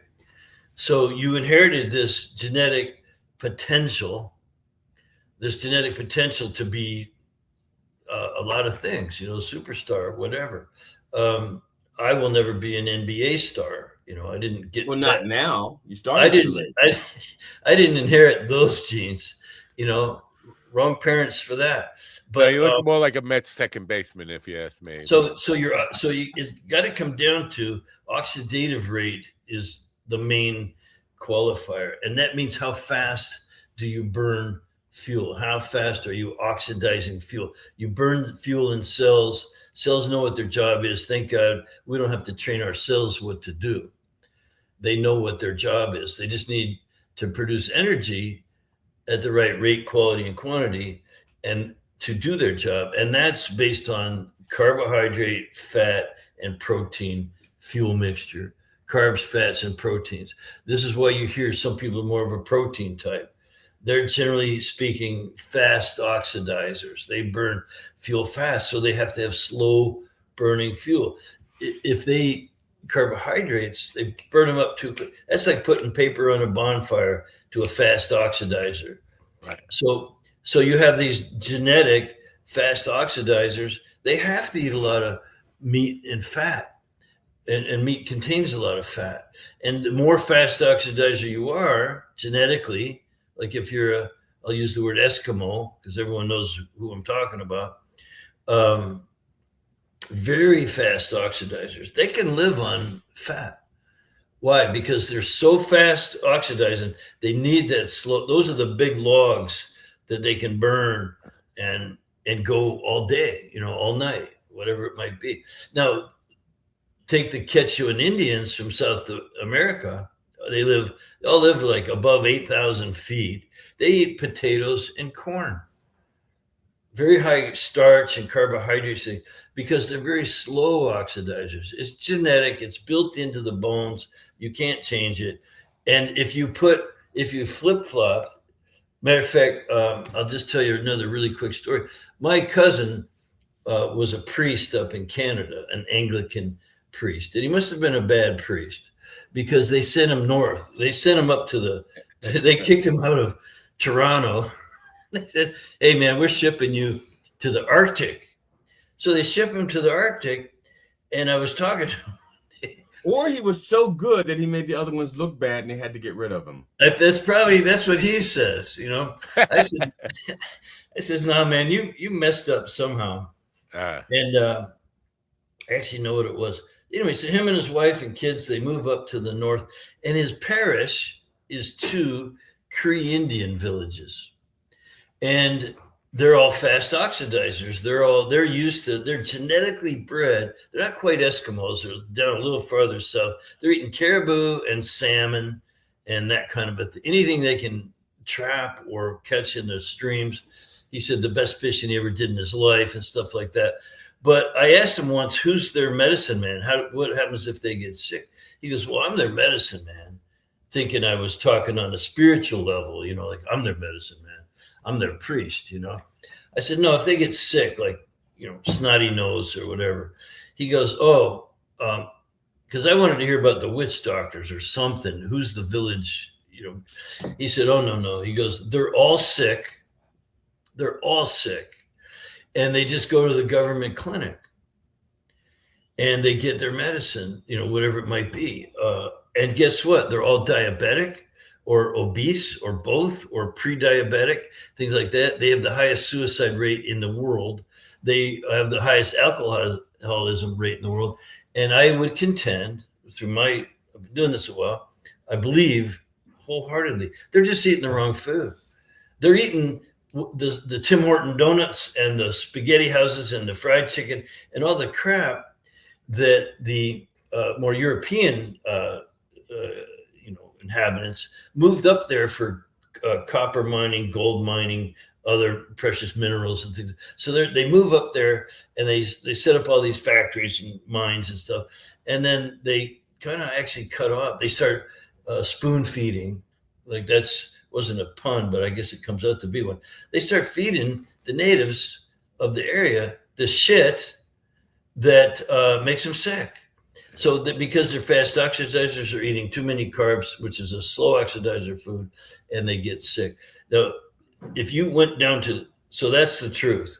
And if you went down to South America, up in the Andes Mountains, above 8,000 feet, and started feeding them steak, steak, we love steak. Steak's good for you. Eat more steak. They'd all get sick. They'd get a different type of disease, but they would have the same issues because they're not eating according to their genetic type, what we call the metabolic type. Now, that's not in that book, and it wouldn't bother me a bit if you just kind of shoved that aside because I'm not here to sell a book or anything. We are. We want people to go and tell the librarian to order the book Need Gap, and there's a link during the and there's the Amazon link to all Reed's books is in the description. Go there and. Yeah. Sorry about that. There's listen. If you don't want to sell books, that's fine. But I want to sell books for you because I just feel like that's our purpose here. I got it. So now you asked a question, a good one. We're about how do you know? Yeah. If there's no one diet that's right for everybody, a lot of them are going to be wrong for you. And I found this out the hard way working in a clinic 25 years ago. I was supposed to help people.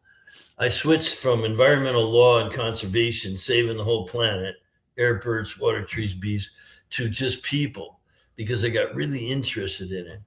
And so people were coming in our clinic and they were getting their modalities, chiropractic, acupuncture, we had massage, we had a DO medical, we had podiatrists, a bunch of different folks. And I was hired to manage the office, but I fell so much in love with the science, anatomy, physiology, biochemistry.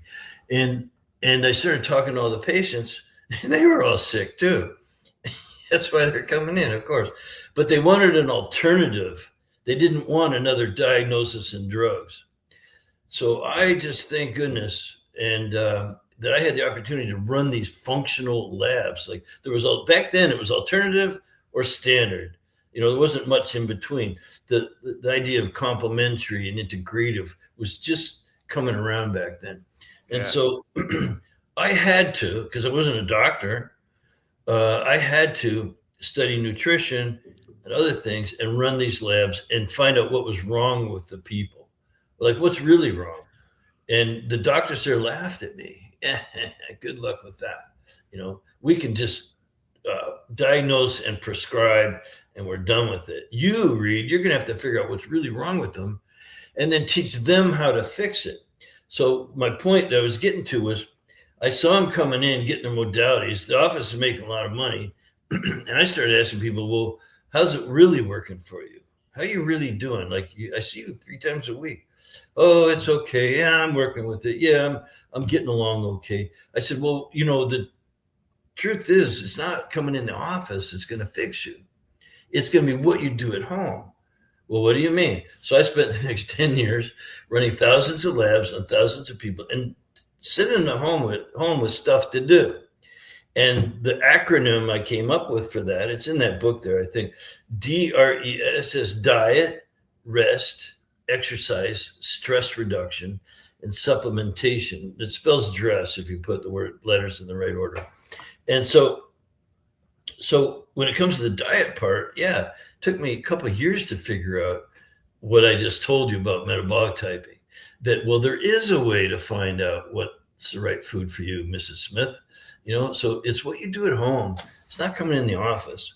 And the doctors didn't like that, but I didn't really care. So I ended up developing this whole system of investigation and lab work. And that's why this book, I was asked to contribute to this book, a chapter on filling that needs gap. These people coming in the office, and I'll stop anytime you want, were, sick and tired of being sick and tired, been to 8, 10, 12 different practitioners, weren't better yet. And I thought, man, you better start taking responsibility for your own health and not putting it in someone else's hands. Here's where that becomes a challenge, and I appreciate what you just said. But when we can't really trust the foods that even if you go to a local market here, I live in a wine country, and sometimes go to farm stands, and I'm noticing grapes that are the size of apples, and they just taste much sweeter, and I'm thinking this has to be genetically modified. And even though I'm not going to a market, and there's issues now with the government here in the United States has launched this kind of investigation into grocery stores spraying pesticides, so grow on their fruit and vegetables and all that stuff. All this stuff is where you can't trust the food that you're getting unless you grow it yourself in your own greenhouse. You can't trust any of those foods. It's difficult. There are certified organic farms, and I'll explain that in a sec. I personally am investing in an organic investment fund where they buy regular farms, small size. It's all very scientific, and they turn them. It takes 3 years to turn a farm into an organic farm. It takes 3 years. But then you're producing, and it's a huge look, it's coming on. It's a great investment because the people are getting wise. They're starting to demand it. And there is lots of people working, upstairs, downstairs, government, non-government, people like me, who care a lot. And we're just trying to educate people. You have to be responsible for your own health. So as that movement, again, I started in 1999. I just changed jobs, and there was alternative, which we were. Then it became complementary. Why? Because some of that stuff works, and doctors follow the marketplace, and we got to add some of that alternative stuff. Now it's complementary. They're actually trying to commandeer the whole thing. But then when patients started demanding. They wouldn't go to a doctor who didn't offer something alternative. I mean, for these chronic downward spiraling stress-related disorders. If you got a broken arm, you're not going to call your nutritionist, Yeah. So it went from alternative to complementary. Now it's integrative. And now we have functional medicine. You've heard of that, right? So that's where supposedly they're getting to the root cause, which I have a whole dissertation on. But the idea is that people are getting smart and they're starting to take more responsibility, and we're electing people who give a shit and want to change and get away from the corruption and the, what perpetuates the downward spiral.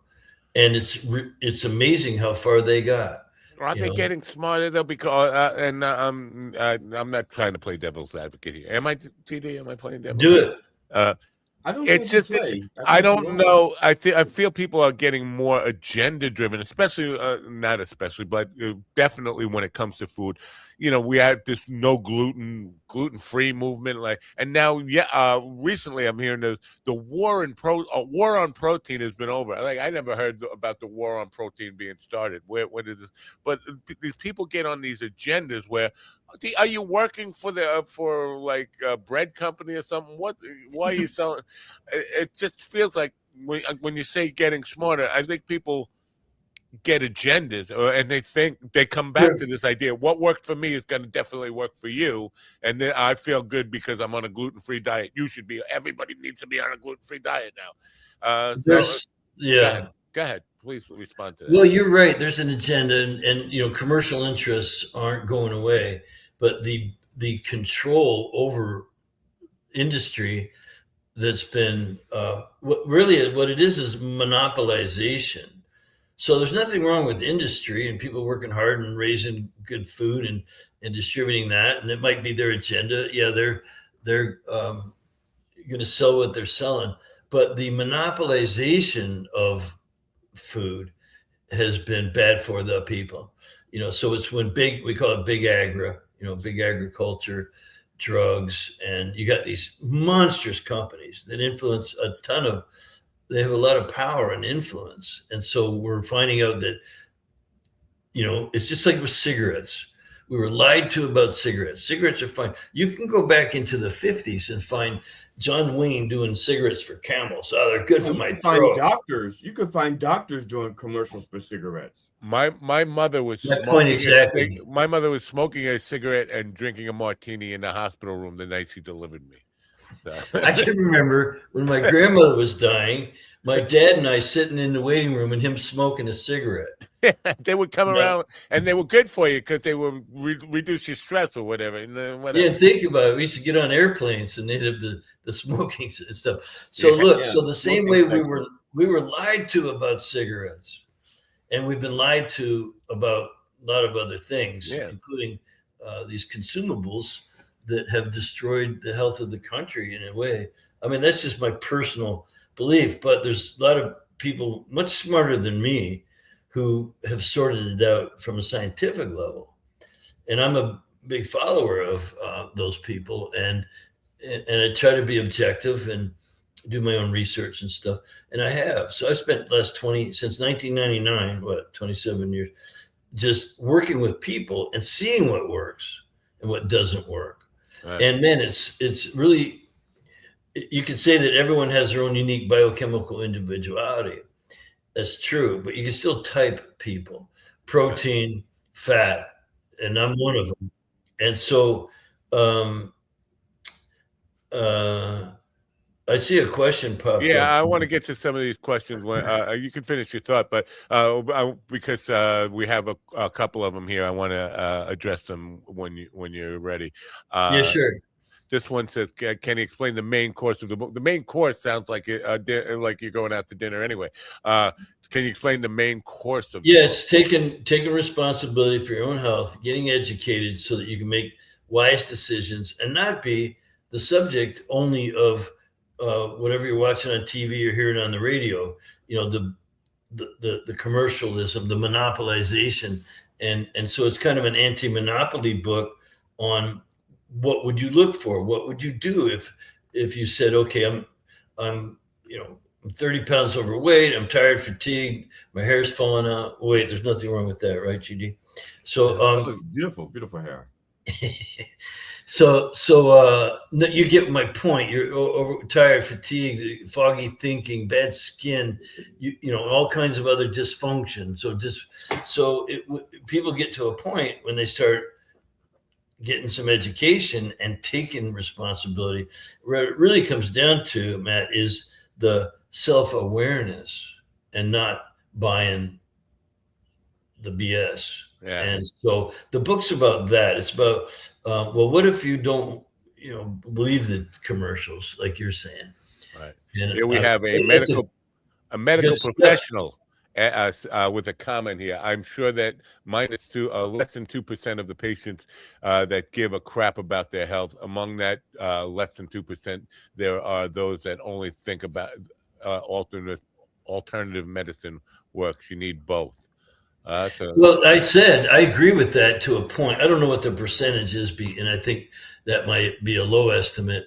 My entire industry. 99% of all statistics are made up on the spot. So, especially. I get it. I got it. Okay. The point is that it's a huge industry and it's growing by the billions of dollars. People who want self-directed care. So, but the other point made in that last question or comment is true. You need both. Because again, if you're a victim of a drive-by shooting, you're not going to call your health coach. If you get off a plane from wherever, West Africa or something, your temperature's 105 and you're bleeding from your eyeballs, you've got Ebola virus. You're not calling your nutritionist. So absolutely. And I've worked hand in hand with really good physicians. Matter of fact, because of kickboxing, I have to go get my hip replaced because I have a very well-used body. And I've hurt it. I've injured myself. I need standard medicine as much as anybody. And I love my doctors. I pick good ones. And I try to stay away from drugs as much as possible, take the pain. But but yeah, so I think more than that percentage care about their health. At least the demographic I'm in, which is millions and millions of people. You know, I would just say we're here to provide the education they need. Yeah. Just one more comment here. It says the reason why food is not cheap is many people would stop working. I don't know if that's true. I plan on building a greenhouse. I was thinking about this. Well, everyone has a point that they're trying to make. And, you know, I could address that simply that they'd stop work. What do you mean? Because food's so cheap, they don't have to work? Maybe. I mean, people like that, though, probably don't have much of a purpose in life. And that goes back to the self-awareness and how do you be happy? I couldn't be happy if I didn't have a purpose. So I don't know what your guys' normal agenda is really, but I mean, you have a purpose to be here. I think they call it edutainment, where you get educated and entertained at the same time. And I love that concept. I tell a lot of stories. I got zillions of them, people that have been helped by this way of thinking, this idea of self-determination, which is what the country was built on in the first. Well, how about as far as our health goes? You know, yeah, we're all into self-determination in terms of freedom to, you know, the whole thing, pursuit of happiness, life, liberty, and all that. But when it comes to food, we've been lied to. We've been manipulated. There's monopolies out there, and they're based on greed. If you really want to go there, I'll be happy to go there. Yeah, I think, you know, there's a lot of that stuff. The more we, and I think, listen, I hate to sound like a conspiratorial nut job, but it feels. Oh, you hate that. I'm sure you hate that. Yeah, it's just that it feels like some of the squeezing of family farmers and traditional family farmers so that conglomerates and corporations can buy them up, and rich billionaires are just kind of buying up the farmland as they put the squeeze on traditional family farmers. Things are going to get worse on that front. I know I sound like Joe Rogan, and I'll stop with that. But you know, listen, he's right. He happens to be right about that. It's called monopoly. Monopolies were outlawed. Teddy Roosevelt, 125 years ago, work towards that kind of thing. Like there are companies that just get too big and too powerful, and they limit choices. And when you limit choices, that can't be a good thing. Yeah. And so monopolies are bad, we say. And medicine has been a big one. Medicine has been completely monopolized. Matter of fact, there's something, if you guys don't mind, here's another plug, shamelessly. The Medical Freedom Amendment is what we need to do to our Constitution. I am on the advisory board of the National Health Federation, and the goal is to amend the Constitution so that people have a choice in everything medical, otherwise that they can't be forced to take medicine or not take medicine, and things like that. So that's a big thing, you know, and that's part of the purpose. I think we all need to start saying Constitution like Jesse Ventura. The Constitution. I just like the way he says it. Hey, we love Jesse, of course. You know, his most famous line, of course, is "I ain't got time to bleed." I'll get it over with pretty quick. The bleeding part. Yeah. So, you know, and all the I don't know, disinformation, misinformation. There's just too much chatter on what.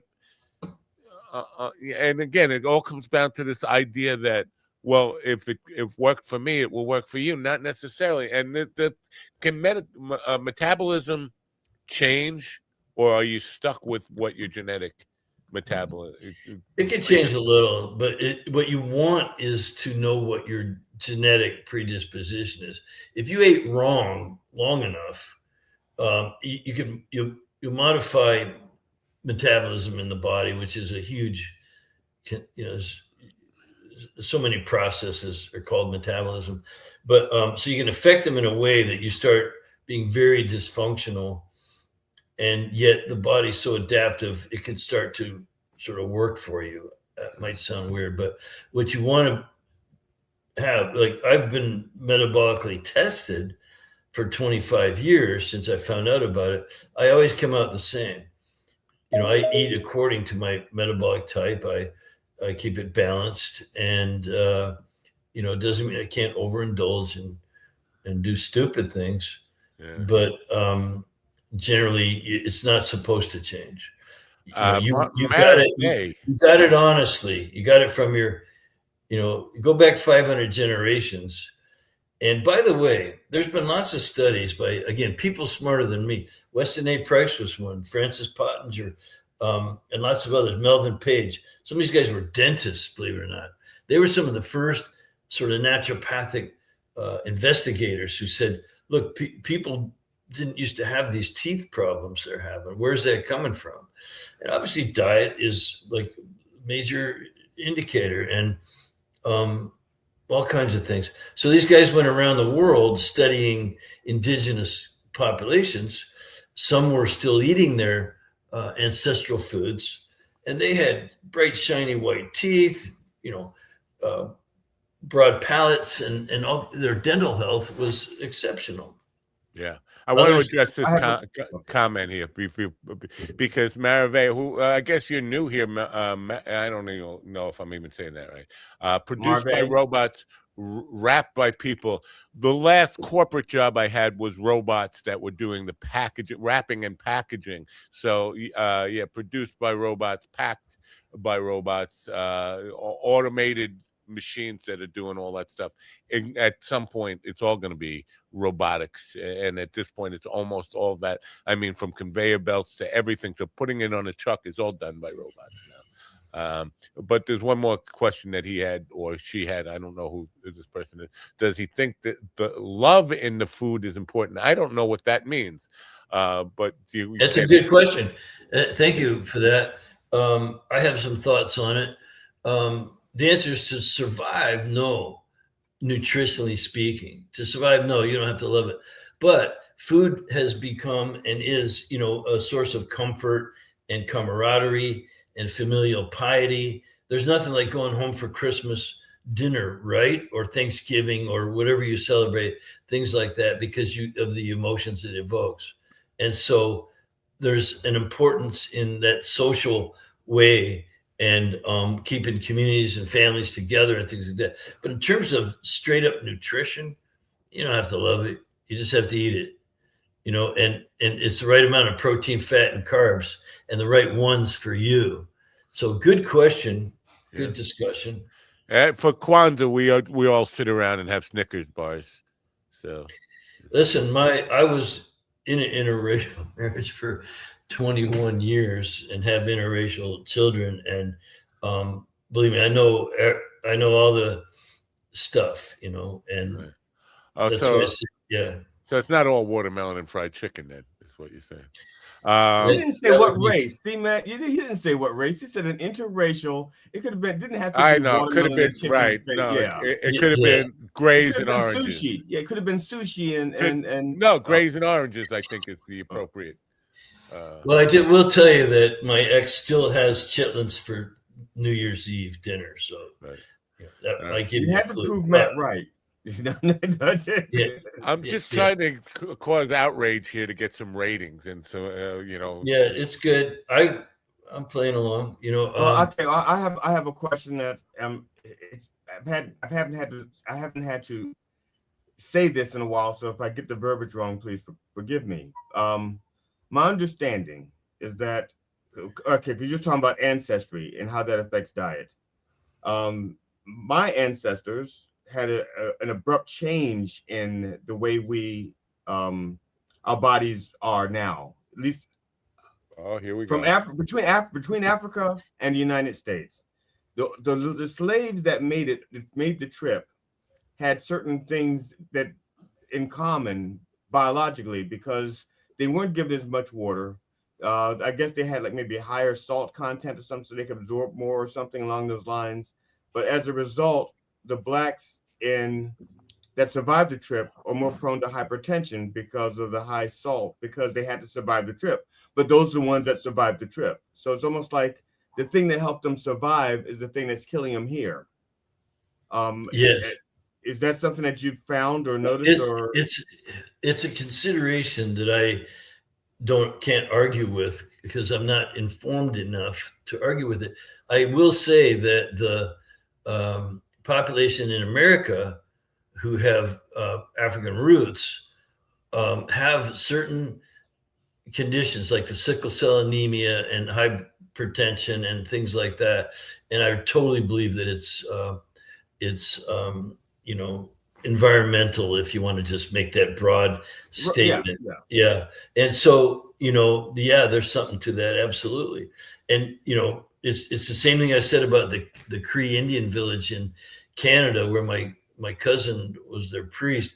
It's a cultural, environmental disease process, and it can get really bad. Yeah. So that, I said the things that helped them survive, and also once they got here, they were the ones carrying those same traits back and forth because they were the ones forced to breed with. There wasn't as much diversity. So if they were still on the continent of Africa, there was a chance that someone who had a gene giving them, making them prone to hypertension would maybe mate with somebody who didn't have it.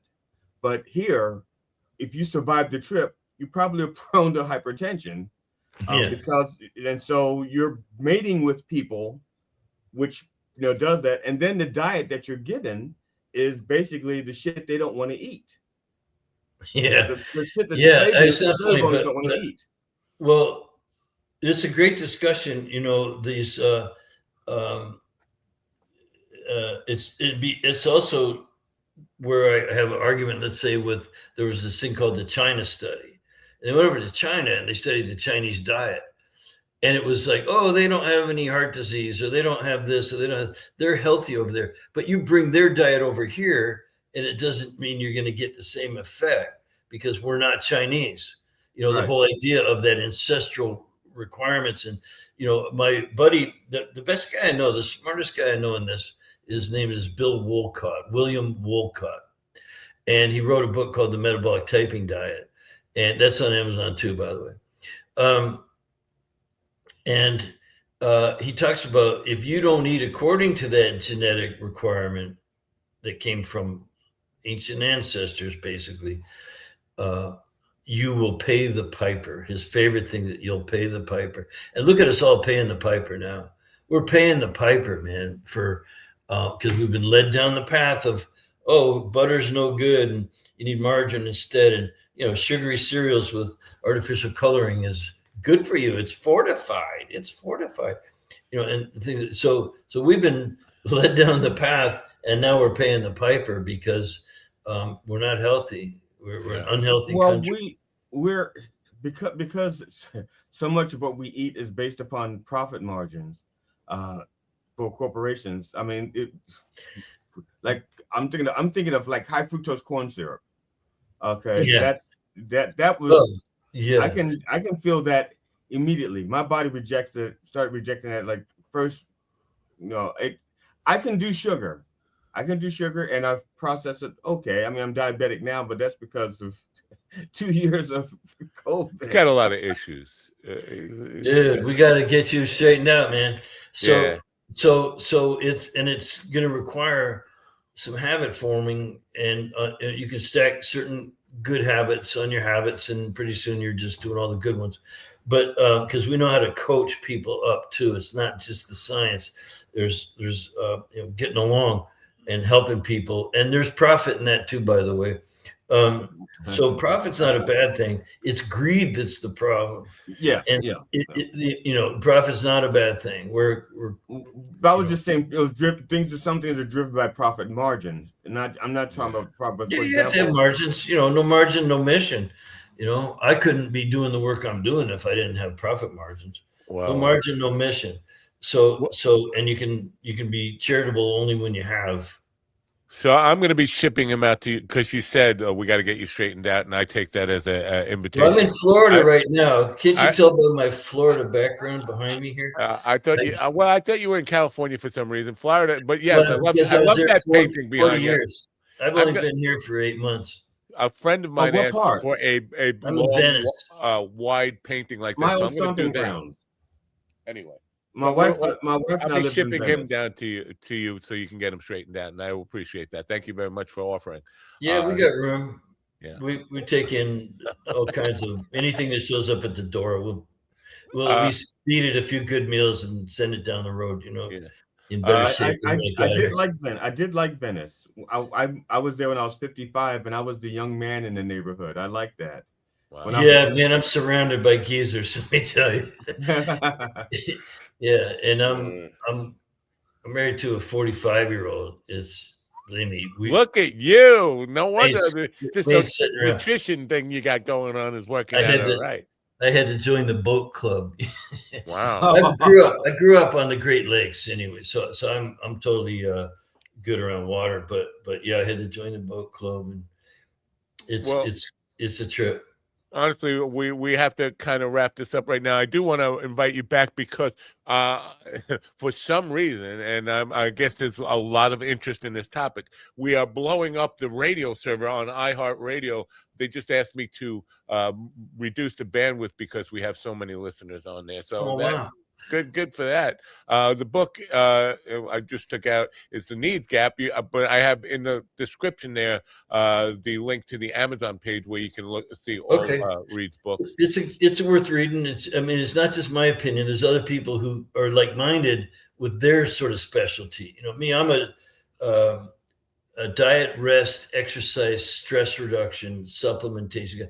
I'm an epigenetic specialist. We know how to create health. And when you create health, you don't have to treat the disease. Let someone else treat the disease. Doctors diagnose and treat.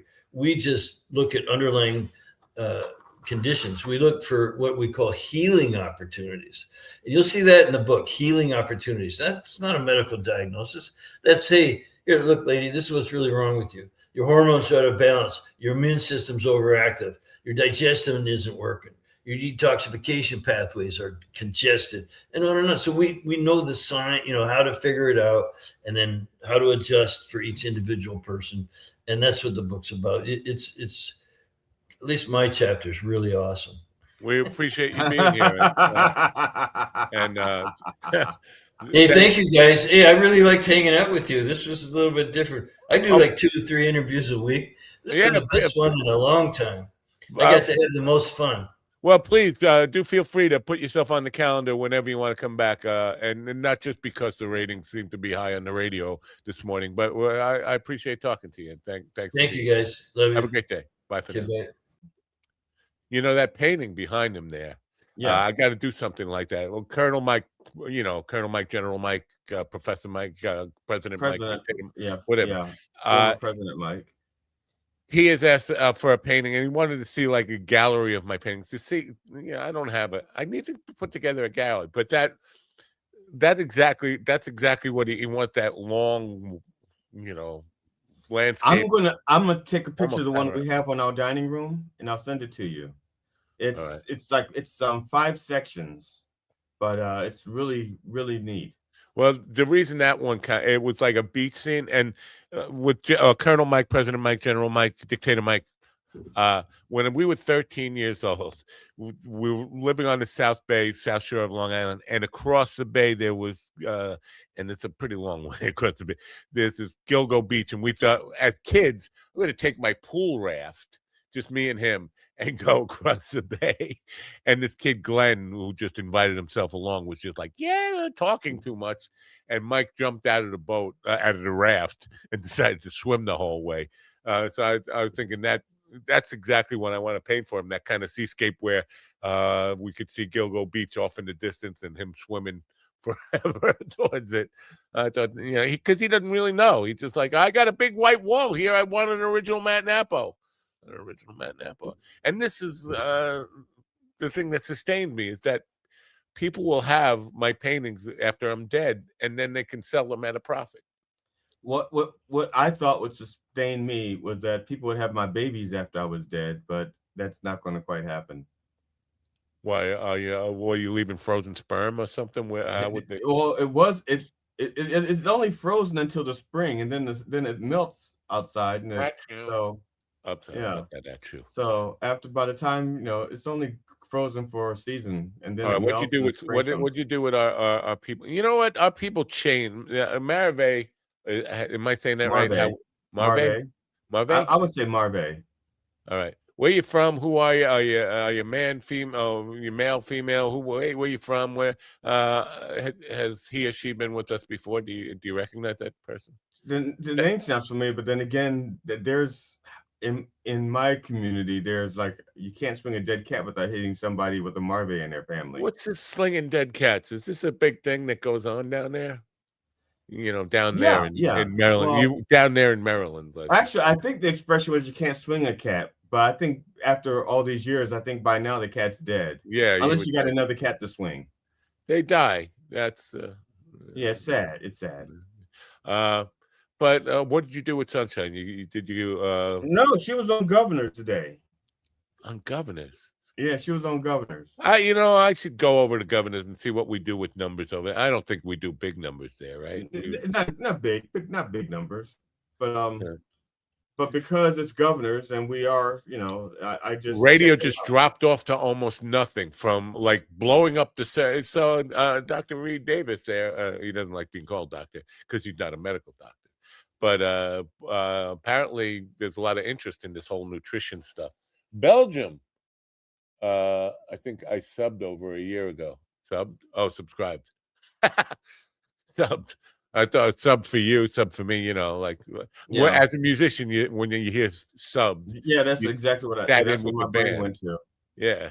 I have so you got Belgium, have we invaded there yet? Where did we get the waffles from if we didn't invade them? That's a good point. At least tap the waffle resource and the chocolate resource. Good point. I'm sorry, I interrupted you when you were talking. I was just gonna say, so you got this in the mail. Did you listen to it? Also, I sent you. I didn't know if you. I sent you. Did you get the? I listened to tracks that were in my Google Go Drive or something. Google Drive, yeah. I sent like 15 songs. Yeah, of course I didn't listen to the CD. That's why I sent you the wave tracks because I know. That's why I listened. But I was being thoughtful.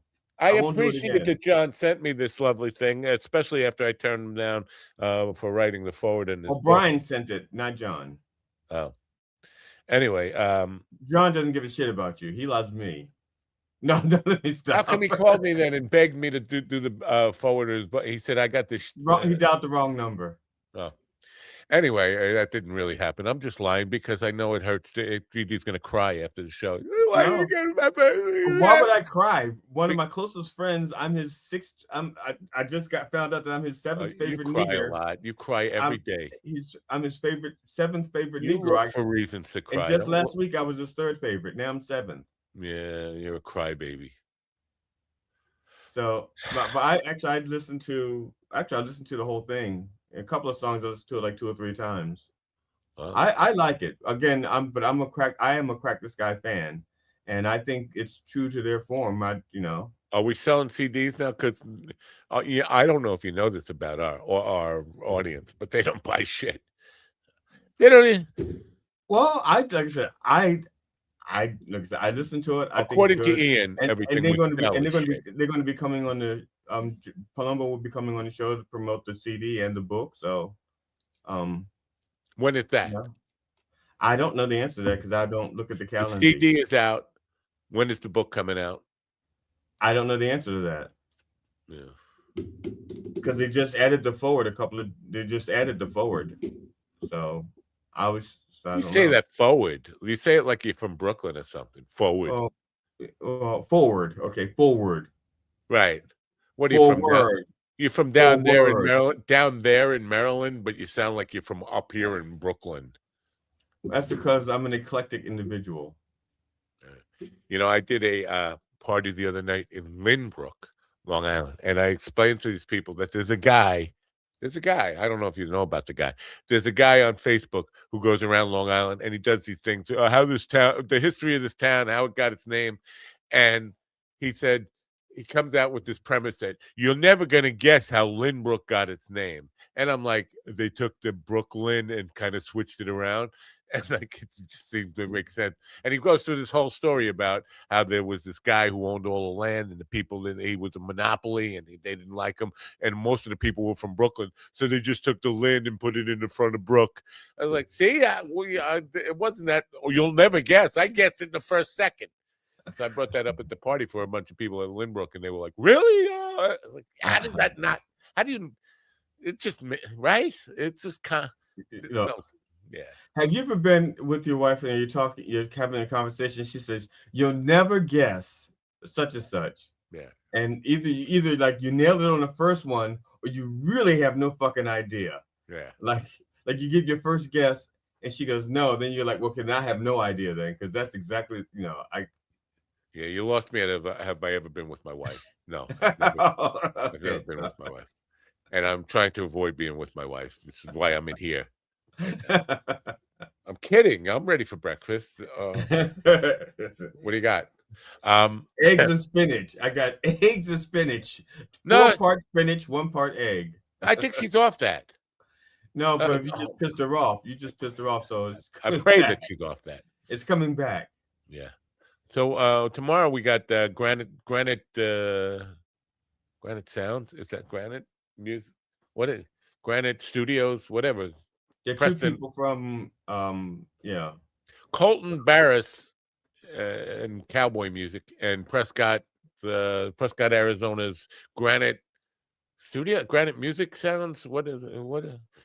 Yeah, music. Granite cabinets, granite countertops. Yeah, it's it's going to be really early for them. So let me take that scroll out of there, because we always turn it off with the scroll going. There are links in the description for buy stuff, you cheap mother. I'm sorry. Am I just being rude? I'm being rude. I'm being pushy. I'm being a pushy salesman, right? Go buy stuff. Go to the Amazon page to buy Reed's books, so that you know what? Because it's really, I'll confess, it is an affiliate link, and that way, if you buy his book, I get $1, or I get a nickel, or I get a penny. So I get something. They don't get a cut. You get a cut. I get a cut. Oh, a paper cut. Anyway, let's wrap this thing up. Do you have anything further to add to this nonsense, or should we just push it? Today's Tuesday, which means a new episode of What Makes Us Laugh should have dropped. How far a drop? You say it dropped? Yeah, it should have been uploaded to Spotify. Up or drop? If you're uploading, it's not dropping. If you're uploading, it's right. He says drop. He says drop. So I'm saying dropped. It's just a drop in the bucket. Wherever you get your podcasts, What Makes Us Laugh, the new episode 10 should have dropped today. I get my podcast at the Black Market guy. He's I don't think he's a licensed podcast dealer. You should be. Well, I'm black, so I should be in that market. It's what makes us laugh. Wait, you're black? Yeah, well, yeah. How'd you get on this show? Today I'm black. It depends on my mood. Sometimes I'm African American. Yeah. All right. Well, it's been nice knowing you. It's last day on the program. I appreciate you being here. If L.A. Reid is listening, don't worry. He's dead. He's dead. Oh, is that what you? Because I heard you say something about that was a bad joke, a terrible joke, or something like that. And yes, don't make fun of my friend my good friend L.A. Reid, who has never diddled anybody in his life. He's a upstanding gentleman, not on the Epstein list. Yeah, but he settled the lawsuit. He settled because who needs to go through all that court nonsense? Here's a few bucks. Get out of my life.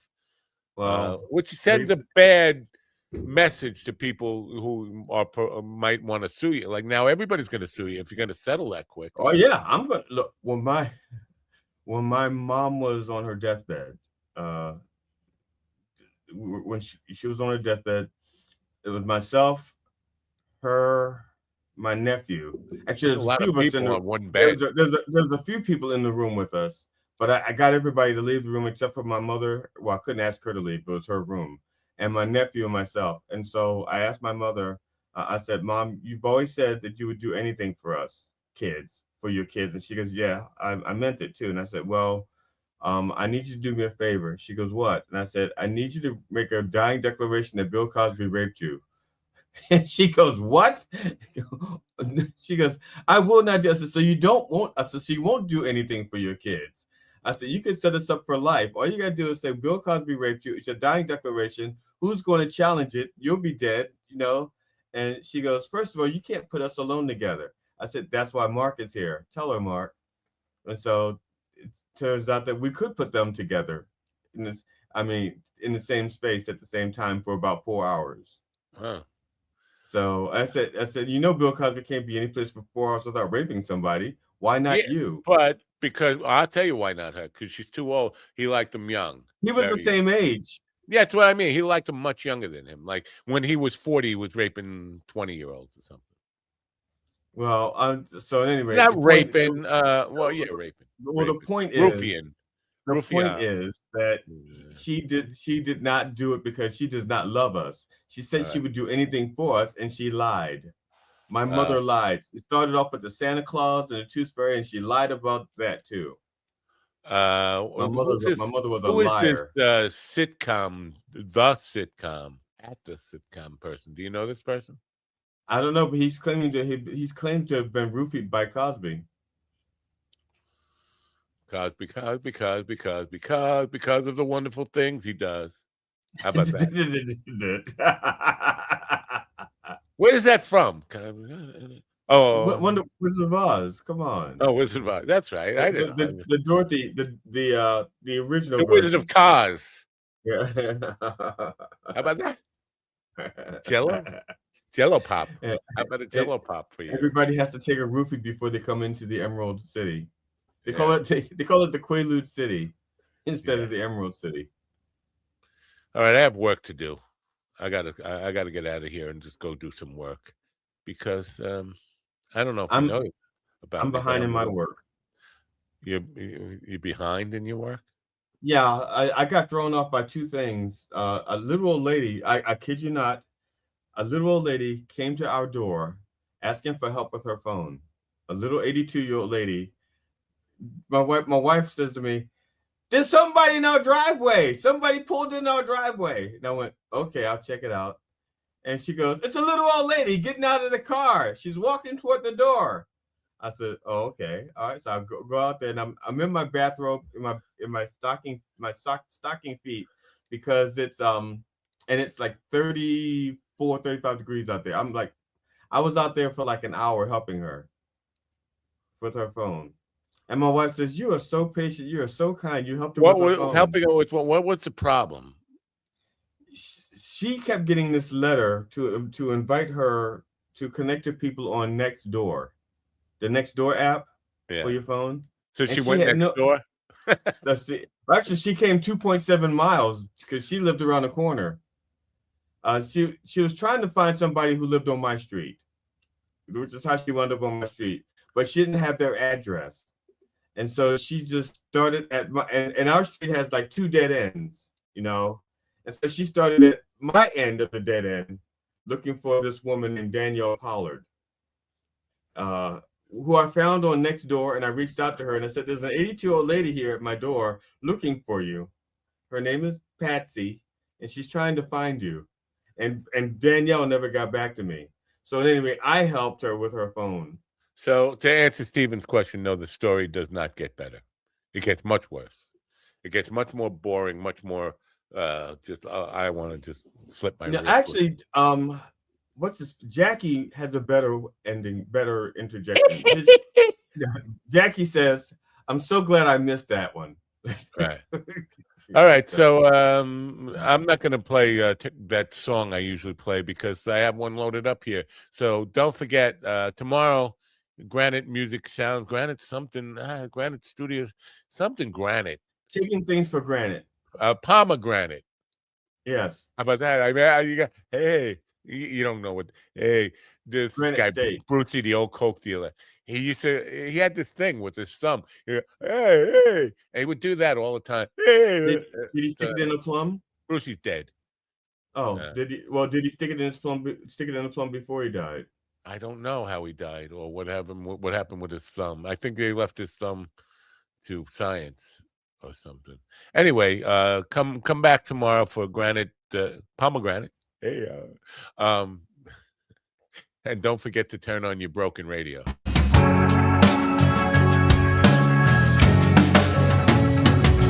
I'm broken and I'm shattered glass. I know you think I'm just an ass,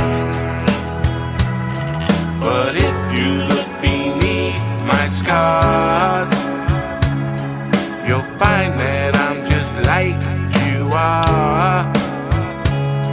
For all the shit that we've been through, I love you 'cause you're broken too.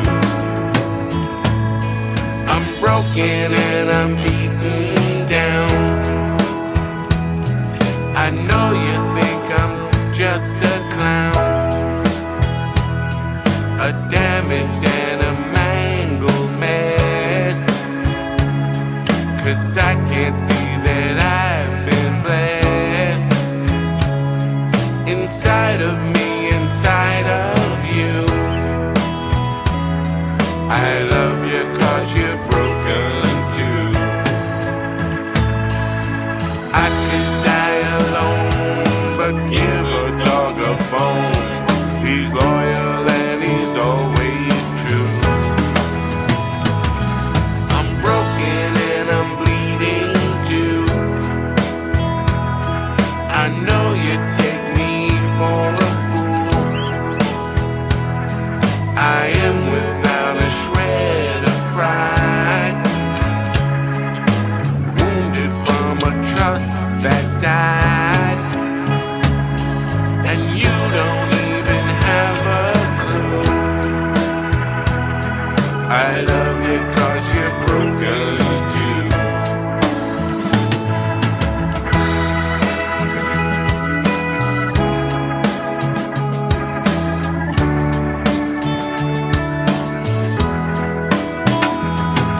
I'm broken, but I'm not destroyed. I know you think my heart's a toy, behaving like a reckless child. You hide behind the devil's smile, but when my dying day is through, I'll love you